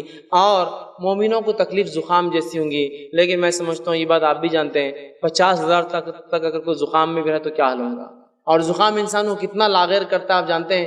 دیگر بیماریوں میں انسان سمجھ جاتا ہے، لیکن زخام کی تکلیف سے جسم کا ہر حصہ تکلیف دیتا ہے، لیکن پھر بھی موت کی غشی کے مقابلے میں تو یہ تکلیف کم ہے۔ تو کافروں کو موت کی غشی اور مومنوں کو زخام آئے جیسی تکلیف ہوں گی، ٹھیک ہے۔ اسی طرح جو ہے حشر میں جو ہے ہولناکی کی ایک ہولناکی یہ ہے، صحیح بخاری کی روایت ہے، میدان حشر میں سورج 1 میل کے فاصلے پر ہوں گا، لوگ اپنے اپنے اعمال کے مطابق پسینے میں ڈوبے ہوئے ہوں گے۔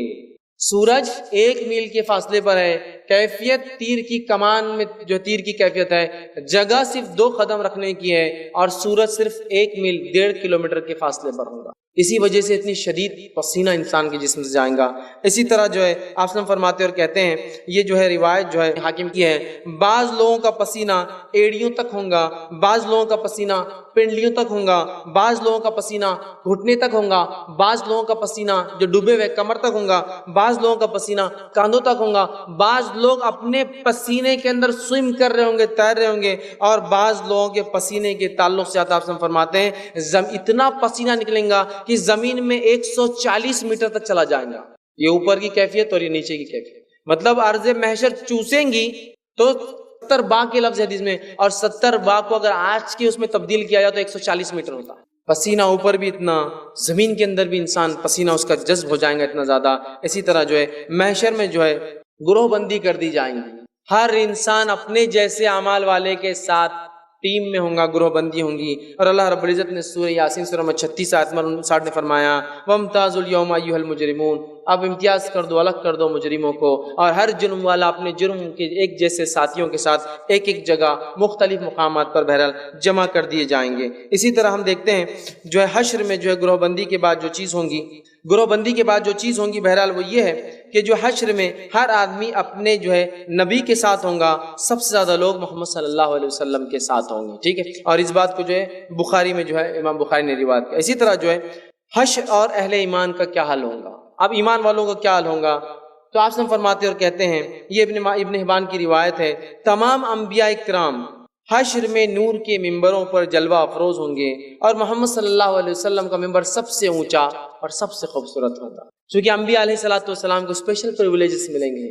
ہو سکتا ہے شروعات میں یہ کیفیت ہو اور بعد میں پھر اعمال کے حساب سے لوگ بٹھا دیے جائیں، واللہ عالم۔ تو بہرحال نور کے ممبر ہوں گے سارے انبیاء، اور محمد صلی اللہ علیہ وسلم کا ممبر سب سے اونچا سب سے اعلیٰ ہوگا۔ اسی طرح جامع ترمذی کی روایت آپ نے فرمایا کہا تمام انبیاء کرام کو میدان حشر میں جھنڈے دیے جائیں گے جس کے تلے ان کی قوم کھڑی ہوں گی، اور سب سے اعلیٰ اور سب سے اونچا جھنڈا محمد صلی اللہ علیہ وسلم کو دیا جائے گا، اور آپ کے جھنڈے کی خصوصیت ہوں گی کہ آپ کے جھنڈے کے تلے دیگر انبیاء بھی آ کر شامل ہو جائیں گے، حالانکہ ان کی قومیں ان کے جھنڈے تلے ہوں گی، لیکن آپ صلی اللہ علیہ وسلم پورے محشر کی لیڈرشپ ہوں گی آپ کے پاس کہ آپ کا سب سے اونچا اعلیٰ جھنڈا، اور ساری قومیں اپنے اپنے نبی کے جھنڈے تلے، اور وہ سارے نبی محمد صلی اللہ علیہ وسلم کے جھنڈے تلے، ٹھیک ہے۔ تو یہ مقام ہے محمد صلی اللہ علیہ وسلم اور آپ کی ذات کا۔ بہرحال اسی طرح جو ہے سورہ انبیاء سورہ نمبر 21 آیت میں 103 میں اللہ فرماتا ہے اہل ایمان حشر میں ہر طرح کی گھبراہٹ اور پریشانی اور ذلت اور رسوائی سے محفوظ رہیں گے۔ اللہ تعالیٰ ایمان والوں کو ایسے مقام پر اپنے بندوں کو، نیک لوگوں کو محفوظ رکھیں گا۔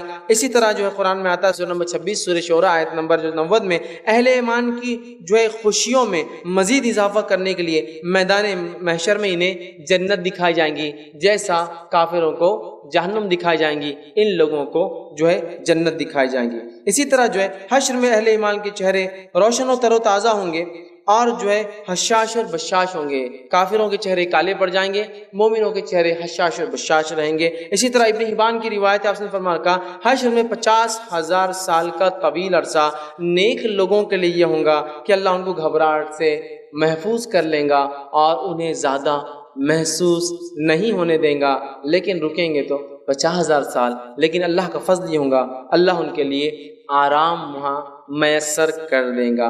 اسی طرح جو ہے حشر میں اب اللہ کی عدالت کا کیا معاملہ ہوگا اور نیکیوں کی فضیلت کیا ہے، میں سمجھتا ہوں بات واضح ہو رہی ہے۔ نیک لوگوں کو ہر جگہ چھوٹ ہے، قبر کے اندر جنت دکھا دی جا رہی ہے، ان کا مقام جب اٹھ رہے تو فرشتے اچھے سے استقبال کریں گے، باقی کو پیٹتے ہیں۔ اس کے بعد یہ حالت یہ ہے کہ جو ہے مقام محشر میں مارتے ہوئے لا جائیں کافروں کو، ان کے چہرے کالے، مومنوں کا حال یہ ہے کہ وہ خوش ہوں گے، غم سے بری ہوں گے، اور 50,000 سال بہت آسانی سے گزر جائیں گے۔ لہٰذا ہمیں چاہیے کہ خوب سے خوب نیکیوں کی طرف ہم بڑھیں۔ اسی طرح حشر میں اللہ کی عدالت کیسے قائم ہوگی، آئیے جو اس کے تعلق سے جو ہے سورہ فرقان سورہ 25 آیت 25 اور 26 میں اللہ فرماتا ہے عدالت قائم ہونے سے پہلے آسمان پھٹ جائیں گا، فضا میں ہر طرف بادل پھیل جائیں گے، اور حق تعالی اللہ تعالی فرشتوں کے ساتھ میدان محشر میں نزول فرمائیں گا۔ اللہ تعالیٰ نازل ہوں گا مقام محشر میں حشر کے دن۔ اسی طرح جو ہے عدالت الہیہ، اللہ کی عدالت کے اطراف وہ جوانب میں فرشتے کھڑے ہوں گے، اور اللہ تعالیٰ کے فرشتے کو عرش کو 8 فرشتے اٹھائے ہوں گے، اور اللہ تعالیٰ کے عرش کے تعلق سے بات بتا دوں، یہ اللہ کی سب سے بڑی مخلوق ہے۔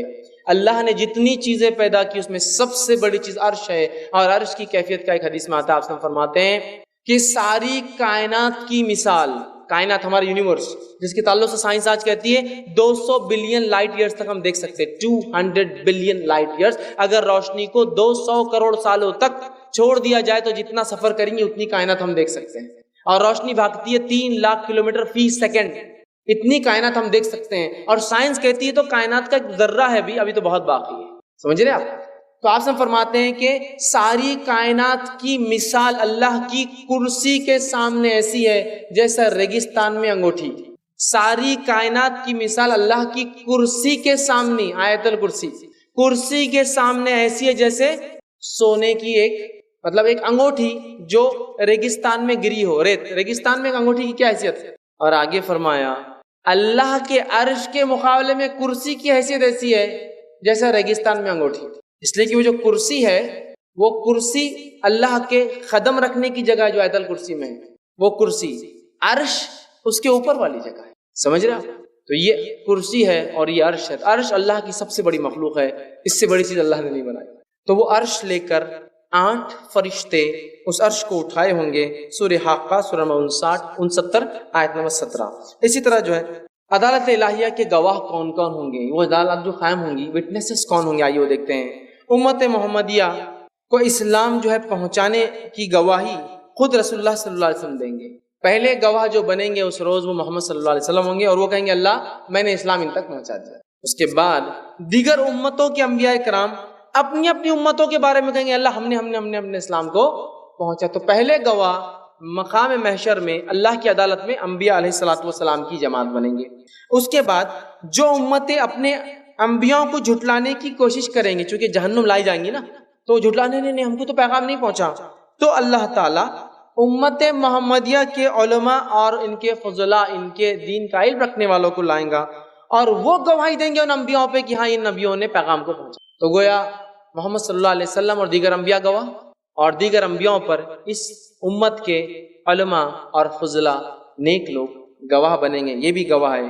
اسی طرح جو ہے کرامن کاتبین کا تیار کردہ رجسٹر بھی گواہ ہوں گا، ریٹرن ہوتا ہے کرامن کاتبین، وہ 2 لکھنے والے اکرام والے، ان کا رجسٹر بھی گواہ بننے والا ہے، اور وہ گواہی اعمال کی گواہی دیں گا۔ اسی طرح انسان کے ہاتھ، پاؤں اور دیگر اعضاء اللہ کی عدالت میں گواہی دیں گے، اور سب سے پہلے ران 28 سب سے پہلے گواہی دینے والی ہے کہ اس سے کیا کیا کام کیا انسان، یا اس کے ذریعے سے کیا اچھائی اور کیا برائی کی۔ پھر اس کے بعد ہاتھ، پیر، منہ اور ہر چیز ہوں گی، حتیٰ کہ جب اللہ تعالیٰ انسان سے پوچھیں گا، چونکہ جہنم دیکھ چکا ہوں گا، اپنے اعمال سے پریشان ہوں گا، تو جھوٹ بولنا شروع کر دیں گا۔ اللہ سب سے پہلے جس اعضاء کی گواہی نہیں لیں گا وہ زبان ہوں گی بند کر دیں گا اس کو، اور کہیں گا اب دوسرے اعضاء کو اب تم دو، اور دوسرے اعضاء پھر گواہی دینا شروع کریں، جس میں سب سے پہلے ران مانڈی گواہی دیں گی انسان کے خلاف یا اس کے حق میں، ٹھیک۔ اسی طرح جو ہے جو چیزیں قیامت کے روز گواہ بنیں گی، اس میں جو چیزیں وہ یہ انگلیاں گواہی دیں گی، جس پہ انسان تسبیح پڑھتا تھا، اچھا ہے کہ اللہ یہ تسبیح پڑھتا تھا، یاد رکھیں، تو انگلیاں گواہی دیں گی، اور صحیح بات یہ ہے کہ تسبیح کو سیدھے ہاتھ پہ پڑھنا چاہیے صرف، ٹھیک، تو انگلیاں گواہی دیں گی تسبیح پڑھنے والی۔ اسی طرح جو ہے سجدے کی جگہ گواہی دیں گی، ایک جگہ آتا ہے جہاں انسان نے سجدہ کیا وہ گواہی دیں گے، اسی لیے نماز جب پڑھتے ہیں تو ہم جگہ بدلتے رہتے ہیں ادھر ادھر، تاکہ جتنی جگہ نماز ہو اتنی جگہ سجدہ گواہی دیں گے وہ جگہ سجدے کی۔ اور نبی اکرم صلی اللہ علیہ وسلم کی سنت بھی تھی کہ آپ فرض اور سنت میں فرق کرنے جگہ بدل دیا کرتے تھے، ٹھیک، لیکن یہ بھی ایک ہے کہ گواہ بنے گی وہ زمین، ٹھیک ہے۔ اسی طرح جو ہے حجر اسود بھی جو ہے جس نے اس کو استلام کیا تھا، استلام کرتے عمرہ حج میں جاتے استلام کیا تھا، وہ بھی گواہی دیں گے اللہ کی آیا تھا میرے پاس زیارت کے لیے تیرے گھر کی، وہ بھی گواہی دیں گے۔ اسی طرح جو ہے اللہ کی عدالت میں جو ہے حاضری جو ہے اس کی کیا کیفیت ہوں گی، تو عدالت الہیہ کے اندر ہر چھوٹے بڑے کو جواب دینا ہوگا، انڈیویجول، اکیلے فردن، ٹھیک ہے۔ اسی طرح جو ہے فرشتوں سے بھی اللہ جواب طلبی کریں گا، پتہ انسانوں سے جواب طلبی ہوں گی عدالت میں، فرشتوں سے بھی اللہ جواب طلبی کریں گا، کیا کیا ہوا، کیا کیا کیا، گواہ بنے تھے کیا ان پر، جواب طلبی کریں گا۔ تیسرا رسولوں سے بھی جواب طلبی ہوں گی، انبیاء سے پوچھیں گا کیا پہنچایا تھا نہیں پہنچایا تھا قوم کو پیغام۔ اسی طرح چوتھا عیسیٰ علیہ السلام سے بھی جواب طلبی ہوں گا، عیسیٰ کہ تم نے تو حکم نہیں دیا تھا کہ اللہ کے علاوہ عبادت کرو، عیسیٰ کہیں گے اللہ تو جانتا تھا، میں تو تیرے علاوہ حکم کچھ کہتا ہی نہیں تھا، جب میں زندہ تھا تو میں نے تو کبھی حکم نہیں دیا، ہاں میرے مرنے کے بعد انہوں نے کیا کیا میں بری ہوں اس سے، میری ماں کے ساتھ میرے ساتھ کہ انہوں نے معبود بنایا میں بری ہوں۔ تو عیسیٰ علیہ السلام جواب طلبی ہوں گی۔ اولیاء اللہ سے جواب طلبی ہوں گی، جو نیک لوگ ہوں گے اللہ ان سے پوچھیں گا کیا تم نے اپنی زندگی میں حکم دیا تھا لوگوں کو کہ تمہارے جانے کے بعد تم سے مانگے حاجتیں پوری کروائے، وہ بھی کہیں گے نیک لوگ اللہ ہم نے کبھی نہیں بولا تھا ان کو یہ کام کرنے کا۔ اسی طرح جنات سے اللہ جواب طلبی کریں گا، جنوں سے کہ کیا کر کے آئے، حساب و کتاب ہوں گا۔ اسی طرح جو ہے انسانوں سے اللہ جواب طلبی کریں گا اپنے عدالت میں کہ کیا کر کے آئے ہیں۔ اسی طرح جو ہے اہل ایمان کو عدالت الہیہ میں بڑی عزت اور احترام اور مہمان نوازی سے پیش کیا جائے گا، جس کے تعلق سے اللہ رب العزت نے سورہ مریم سورہ نمبر 19 آیت نمبر 85 میں کہا کہ جو ہے اہل ایمان نیک لوگ عزت اور اکرام کے ساتھ پیش کیے جائیں گے، جبکہ کافر اور فجار اور گناہ گار پھٹکار دیتے ہوئے، برے الفاظ کہتے ہوئے، مارتے ہوئے، گھسیٹتے ہوئے، چہرے کے بل گھسیٹتے پیش کیے جائیں گے، ٹھیک ہے، اور جو ہے نیک لوگ عزت اور احترام کے ساتھ جو ہے وہاں پیش کیے جائیں گے۔ اسی طرح جو ہے حوض کوثر بھی مقام محشر میدان محشر میں ہوں گا، اس کی تفصیلات بھی کچھ دیکھتے ہیں۔ میدان محشر میں ہر نبی کو پانی کی خاص نہر دی جائیں گی اور محمد صلی اللہ علیہ وسلم کو حوض کوثر والی نہر دی جائیں گی۔ ہر نبی کو ایک ایک نہر ملیں گی، امت محمدیہ کے لیے محمد صلی اللہ علیہ وسلم کو حوض کوثر دیا جائے گا۔ حوض کوثر کی خصوصیت یہ جامع ترمذی کی روایت تھی، اور حوض کوثر کی خصوصیت یہ جو اس کا پانی ایک بار پی لیں گا اس کو دوبارہ پیاس نہیں لگیں گی، اور جو اس کا پانی نہیں پی سکیں گا وہ ہمیشہ پیاسا رہے گا۔ تو مقام محشر، پسینہ، بری حالت، وہاں پانی کا ایک ذریعہ ہے، ہر انبیاء کو ایک نہر، وہ پانی پلا رہیں گے۔ تو حوض کوثر جو ہے اس کی کیفیت یہ کہ وہ ایک نہر ہے، اور اس پر اتنے گلاس سے آپ وسلم فرماتے ہیں جتنے آسمان کے ستارے بھی نہیں، اس سے زیادہ کپس ہے جس سے مومن پانی پئیں گے، اور آپ وسلم ان کو پانی پلائیں گے اپنی امتیوں کو۔ حوض کوثر پر سب سے پہلے سیراب ہونے والی جماعت مہاجرین اور فقراء کی ہوں گی۔ سب سے پہلے جن لوگوں کو حوض کوثر پانی ملیں گا، جامع ترمذی کی روایت ہے، وہ ہوں گے مہاجرین، جنہوں نے اللہ کے دین پر عمل نہ کرنے دیے جانے کی وجہ سے اپنا وطن گھر بار چھوڑا تھا، اور دوسرے فقراء غریب لوگ سب سے پہلے جو ہے پانی پئیں گے، اس لیے کہ دنیا میں بیچارے مالی اعتبار سے کم ہونے کی وجہ سے بہت تکلیفوں کا سامنا کر آئے ہوں گے، ٹھیک ہے۔ اسی طرح جو ہے جو بزار کی روایت ہے، انصار مدینہ سے آپ نے جو حوض کوثر پر ملنے کا وعدہ فرمایا، مدینہ کے انصاری لوگوں سے جنہوں نے اسلام کی اور مسلمانوں کی مدد کی، اللہ کے رسول نے وہاں ملنے کا وعدہ کیا تھا کہ ان کو پہچانیں گے اور وہاں ان سے ملیں گے۔ اسی طرح حوض کوثر کا پانی مشک سے زیادہ خوشبودار، شہد سے زیادہ میٹھا، برف سے زیادہ ٹھنڈا اور دودھ سے زیادہ سفید ہوگا۔ جو شخص ایک دفعہ حوض کوثر کا پانی پی لے گا اسے کبھی پیاس نہیں لگیں گی، اور جو شخص حوض کوثر کے پانی سے محروم ہو جائے گا وہ کبھی جو ہے اس کی پیاس نہیں بجھیں گی۔ یہ بزار کی روایت تھی۔ اب جو ہے آئیے حوض کوثر کے تعلق سے کچھ باتیں جانتے ہیں۔ حوض کوثر پر امت محمدیہ میں جو لوگ کافر تھے، چونکہ نبی کے آنے کے بعد ساری انسانیت اس کی امت ہی ہوتے ہیں، تو آپ فرماتے ہیں کافر پانی پینے کے لیے حوض کوثر پر آنے کی کوشش کریں گے، لیکن رسول اکرم صلی اللہ علیہ وسلم جو ہے وہاں نہیں پلائیں گے اور ان کو وہاں سے ہٹا دیا جائے گا۔ یہ ابن ماجہ کی روایت ہے۔ اسی طرح مرتد لوگ جس نے اسلام قبول کر کے چھوڑا تھا وہ بھی آئیں گے، انہیں بھی آپ صلی اللہ علیہ وسلم پانی نہیں ملائیں گے، بخاری کی روایت ہے۔ اسی طرح جو ہے بدعتی لوگ حوض کوثر پر آئیں گے جنہوں نے نبی کرم صلی اللہ علیہ وسلم کے جانے کے بعد دین میں نئے نئے کام کیے تھے، آپ صلی اللہ علیہ وسلم ان کو پانی نہیں پلائیں گے، لیکن ان کو دیکھ کر پہچان کر کہیں گے ارے میرے امتی ہے، فرشتوں آنے دو۔ فرشتے دھکا دیں گے، فرشتے کہیں گے اللہ کے رسول آپ کے جانے کے بعد انہوں نے کیا کیا آپ کو نہیں پتا ہے، آپ کے دین میں بدعت ایجاد کی، نئے نئے کام کیے، تو آپ سے فرمائیں گے سوخن فسوخن لمن غیر بعدی، ہٹا لو ان کو، دور کرو میری نظروں سے، میرے جانے کے بعد یہ کر کے آئے لوگ، میرے جو دین پہنچایا تھا اس میں نئی نئی ایجادات، اور آج دین میں بدعتیں کرنے کو ہم تو زندگی جینے کا طریقہ، دین بدعت بن گیا اور بدعت دین کا حصہ بن چکی ہے۔ بہرحال اب مقام محشر ہے، تکلیف میں انسان کھڑا ہے، اللہ رب العزت نازل ہوں گا، اب شفاعتیں شروع ہوں گی، اور سب سے پہلے شفاعت نبی اکرم صلی اللہ علیہ وسلم کریں گے، اور حساب و کتاب کا معاملہ شروع ہوں گا۔ اس کے تعلق سے روایت آتی ہے، اور یہ متفق علیہ صحیح بخاری سے مسلم کی روایت ہے، میدان محشر میں طویل مدت تک بھوکے اور پیاسے، شدید گرمی، بدبودار پسینے میں، شرابور اور تنگ آ کر لوگ انبیاءوں کے پاس جائیں گے، ان کی خدمت میں حاضر ہوں گے، کہیں گے آج اللہ سے کہہ دو حساب قائم کر، ترازو لگ جائے، میزان قائم ہو جائے، حساب کر دو، حساب شروع کر دو، اور سفارش کریں گے۔ تمام انبیاء انکار کر دیں گے اپنی امتوں سے، یہ کام آج ہم سے نہیں ہوگا، اللہ بہت غصے اور غضب میں ہوگا اس دن، وہ انکار کر دیں گے سفارش کرنے سے۔ آخر میں حضرت محمد صلی اللہ علیہ وسلم کے پاس، آپ کے پاس لوگ آئیں گے اور آپ کی خدمت میں حاضر ہو کر آپ سے کہیں گے محمد صلی اللہ علیہ وسلم اللہ کی بارگاہ میں جا کر آپ کہیے کہ حساب کتاب شروع کر دے، میزان قائم کر دے۔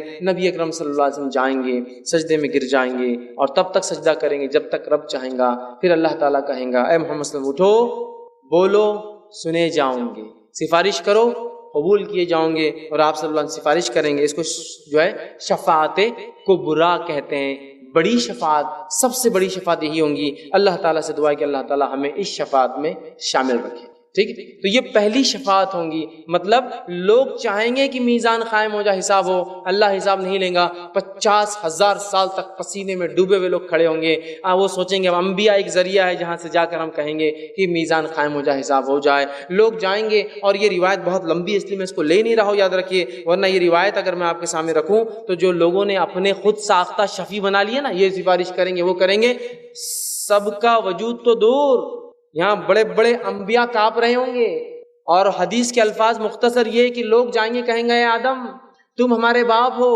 آج سفارش کرو کہ میزان قائم ہو جائے، حساب کتاب شروع ہو جائے۔ یہ کوئی جنت میں جانے کی سفارش نہیں، صرف میزان قائم کرنے کی کہ حساب کتاب ہو جائے، اس تکلیف سے تو ہم بچیں جو سورج 1 میل کے فاصلے پر پسینے میں ڈوبے، بدبودار ہمیں کچھ تو حساب ہو جائے۔ تو آدم علیہ السلام کہیں گے آج میں سفارش نہیں کرتا ہوں، اللہ اتنے غضب میں ہے کہ اس سے پہلے کبھی نہیں تھا، میں ڈرتا ہوں کہیں میری وہ خطا پکڑ لی جو مجھ سے اللہ نے کہا تھا اس جھاڑ کے قریب مت جانا آدم، میں چلا گیا تھا اور کھا لیا تھا، تو میں تو کہیں کا نہیں رہوں گا۔ آپ جو ہے شاید نوح کے پاس جاؤ، وہ سفارش کرے، لوگ بھاگے بھاگے آئیں کہیں گے نوح تم پہلے رسول ہو جو انسانیت کی طرف بھیجے گئے، ہماری آج سفارش کرو۔ نوح علیہ السلام کہیں گے نہیں، آج اللہ اتنے غضب میں ہے کہ اس سے پہلے کبھی نہیں ہوا تھا، اس کے بعد کبھی نہیں ہوگا، اور میں ڈرتا ہوں، میں نے اپنی قوم کے خلاف بددعا کی تھی، کہیں میرا رب آج مجھے پکڑ لے تو میں کہیں کا نہیں رہوں گا۔ وہ کہیں گے نفسی نفسی، اللہ میری نفس بچا، میری نفس بچا، اور نکل جائیں گے وہاں سے۔ کہیں گے جاؤ شاہد ابراہیم کے پاس جاؤ، اس کی بات اللہ تعالیٰ سن لے، اس لیے کہ وہ اللہ کی خلیل ہے، دوست ہیں۔ لوگ بھاگے بھاگے آئیں کہیں گے ابراہیم تم چلو اللہ کے پاس، تم خلیل ہو اللہ کے دوست سے، تم اللہ کی دنیا میں سفارش کرو کہ میزان قائم ہو۔ ابراہیم علیہ السلام کہیں گے نہ بھائی نہ، میں یہ کام نہیں کر سکتا، اللہ اتنے غضب میں نہ اس سے پہلے تھا نہ اس کے بعد ہوا ہے، اگر اللہ نے میری 2 خطائیں جو دنیا میں کی تھی پکڑ لی تو میں تو کہیں کا نہیں رہوں گا، تم کسی اور کے پاس جاؤ۔ شاید موسیٰ کی اللہ بات سن لے، لوگ موسیٰ علیہ السلام کے پاس جائیں کہیں گے موسیٰ تم کلیم اللہ ہو، اللہ نے تم سے کلام کیا، سیدھے بات کی، تمہارا یہ شرف ہے، تم اللہ سے سفارش کرو۔ موسیٰ علیہ السلام کہیں گے نہیں بھائی نہیں، اللہ اتنے غضب میں ہے کہ نہ اس سے پہلے ہوا تھا نہ اس کے بعد ہوگا، کہیں اگر وہ میرے مکے مارنے کی بات اللہ نے اگر نکال دی، مجھے پکڑ لیا تو میں کہیں کا نہیں رہوں گا، نفسی نفسی اللہ مجھے بتا بول کر نکل جائیں گے۔ کہیں گے شاید عیسیٰ کے پاس جاؤ، وہ کچھ مدد کرے، لوگ آئیں گے اور کہیں گے عیسیٰ تم اللہ کے کلمے تھے، تم اللہ کی روح، مطلب جس میں اللہ نے جس کے لیے روح پھونکی تھی، جس میں ڈالی تھی، کلمۃ اللہ ہو، روح اللہ ہو، تم سفارش کرو۔ عیسیٰ علیہ السلام بغیر کوئی عذر دے کر کہیں گے میں تو آج نہیں کروں گا، محمد صلی اللہ علیہ وسلم کے پاس جاؤ، لوگ محمد صلی اللہ علیہ وسلم کے پاس کہیں گے محمد صلی اللہ علیہ وسلم آپ سفارش کیجئے، آپ صلی اللہ علیہ وسلم تب آگے بڑھیں گے، اللہ کلمات سکھائیں گا دعا کے، آپ ان کلمات کو یاد کر کر سجدے میں گر جائیں گے، اتنی دیر گرے رہیں گے جتنی دیر حدیث میں اللہ چاہیں گا، پھر اللہ کہیں گے محمد اٹھو سفارش کرو، قبول کیے جاؤں گے۔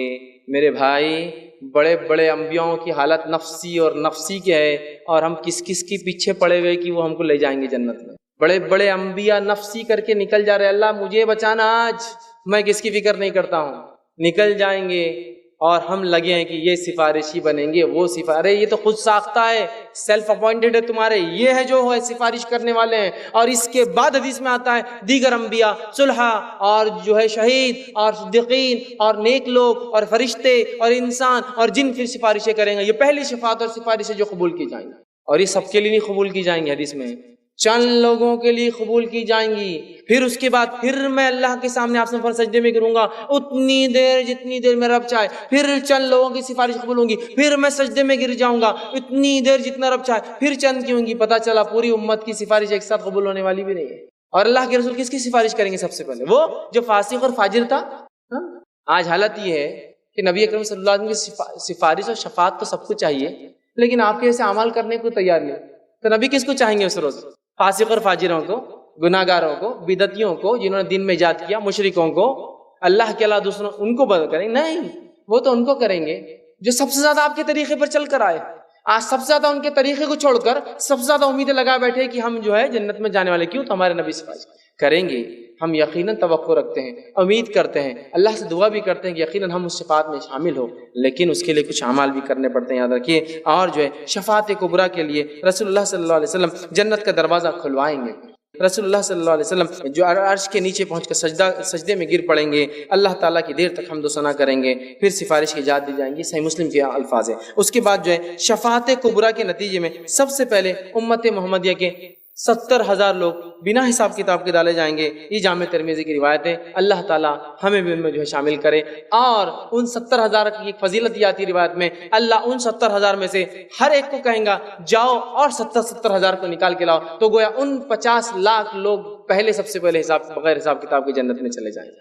70,000 فرسٹ، پھر وہ 70,000 میں چونکہ ان کے مقامات اتنے اونچے ہوں گے اور یہ پوری انسانیت میں سے، تو اللہ تعالیٰ انہیں کہیں گا جاؤ اور 70,000 نکال کر، اور ہر اس میں سے ایک اور 70,000 کی سفارش کریں گا، گویا 39 لاکھ لوگ جو ہے نکل کر جو ہے سب سے پہلے جو ہے نکل کر آئیں گے۔ ٹھیک ہے، اسی طرح جو ہے حدیث میں آتا ہے کہ آپ صلی اللہ علیہ وسلم کی سفارش کے نتیجے میں پہلے جو لوگ جو ہے ایمان رکھنے والے جو ہے بہت ان کا ایمان بلند ہوگا، وہ والے مسلمان جو ہے نکلتے جائیں گے. اس کے بعد جو ہے مسلمان جو ہے وہ لوگ جو گناہگار تھے، فاسق اور فاجر تھے، جو جہنم میں جائیں گے، وہ بھی پھر آپ کی سفارش کے نتیجے میں نکلتے جائیں گے. مطلب دو قسم سے سفارش قبول ہوں گی، ایک جو سیدھے جائیں گے اور ایک جن کے گناہ اتنے ہوں گے کہ پھر وہ جہنم ہو کر آئیں گے اور ان کی بھی سفارش محمد صلی اللہ علیہ وسلم کریں گے. یہ بات ہمیں پتہ چلتی ہے. لیکن کتنا وقت جائیں گا ہم نہیں جانتے، چونکہ آخرت کی باتیں اس کو سمجھنا کبھی کبھار محال جیسی کیفیت ہو جاتی ہے. اسی طرح جو ہے صحیح مسلم کی روایت ہے، رسول اکرم صلی اللہ علیہ وسلم کی سفارش کے بعد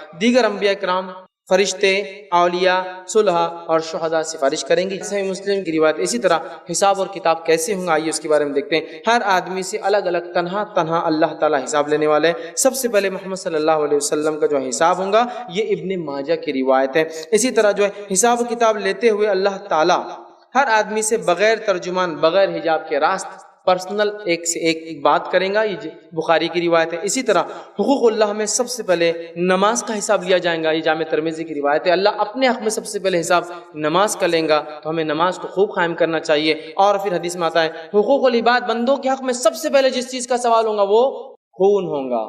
خون تو نہیں بہایا بلا وجہ کسی انسان کا. تو حقوق اللہ میں سب سے پہلا حساب نماز، حقوق العباد میں سب سے پہلا حساب خون کے فیصلے اللہ تعالیٰ کریں گا. اسی کے ساتھ جو ہے مرنے کے بعد اپنے پیچھے چھوڑی گئی نیکی یا برائی کا بھی اللہ تعالیٰ باریکی سے جو حساب لیں گا. اس کے بعد جو ہے عدل قائم کرنے کے لیے ایک دفعہ جانور کو بھی اللہ زندہ کریں گا، ان میں بھی حساب کتاب کریں گا، پھر وہ مر جائیں گے. یہ مسند احمد کی روایت ہے. اور تمام نعمتیں جو اللہ نے دی تھی حساب میں وہ شامل ہوں گی. اللہ ان نعمتوں کو گنوائیں گا، پوچھیں گا اور اس کا حساب لیں گا. اور روایت میں آتا ہے کہ ہر نعمت کا سوال ہوگا، ہر مختلف کان، آنکھ، ناک وغیرہ کا سوال ہوگا. اسی طرح عزت، عہدہ، دولت اور شہرت کا بھی سوال ہوگا. مانا کہ اللہ نے عزت دی تھی، کیا استعمال کیا؟ تو عزت، دولت، شہرت، بیوی، بچوں کی نعمت کا بھی سوال ہوگا. اسی طرح تندرستی، یہاں تک کہ روایت میں آتا ہے جامع ترمذی کی ٹھنڈا پانی بھی اگر دیا تھا تو اس نعمت کا بھی اللہ پوچھیں گا کیا استعمال کیا. ہر چیز جو نعمت ہے اس نعمت کو اللہ کا شکر کر کے استعمال کیجئے، ان کو ضائع کبھی نہ کریں. اسی طرح آسان حساب کیسا ہوگا اور مشکل حساب کیسا ہوگا. آسان حساب کے تعلق سے آتا ہے جن لوگوں کے سیدھے ہاتھ میں نام اعمال دیا جائیں گا، سامنے سے دیا جائیں گا، وہ ان لوگوں کا حساب آسان ہوگا. سورہ انشقاق سورہ نمبر 84 آیت نمبر 7 سے لے کر 9 میں اللہ نے بیان کیا سیدھے ہاتھ میں، سامنے سے. اور اللہ تعالیٰ جو ہے صحیح بخاری کی روایت میں آتا ہے جن لوگوں کے نام اعمال الٹے ہاتھ میں پیچھے سے دیے جائیں گے ان لوگوں کا حساب بہت سخت ہونے والا ہے. تو سیدھے ہاتھ میں سامنے سے دینے والوں کا حساب اچھا ہوگا. آسان حساب پردے میں لیا جائیں گا اور گناہ جو ہے بتلائے جائیں گے لیکن مواخذہ نہیں ہوگا.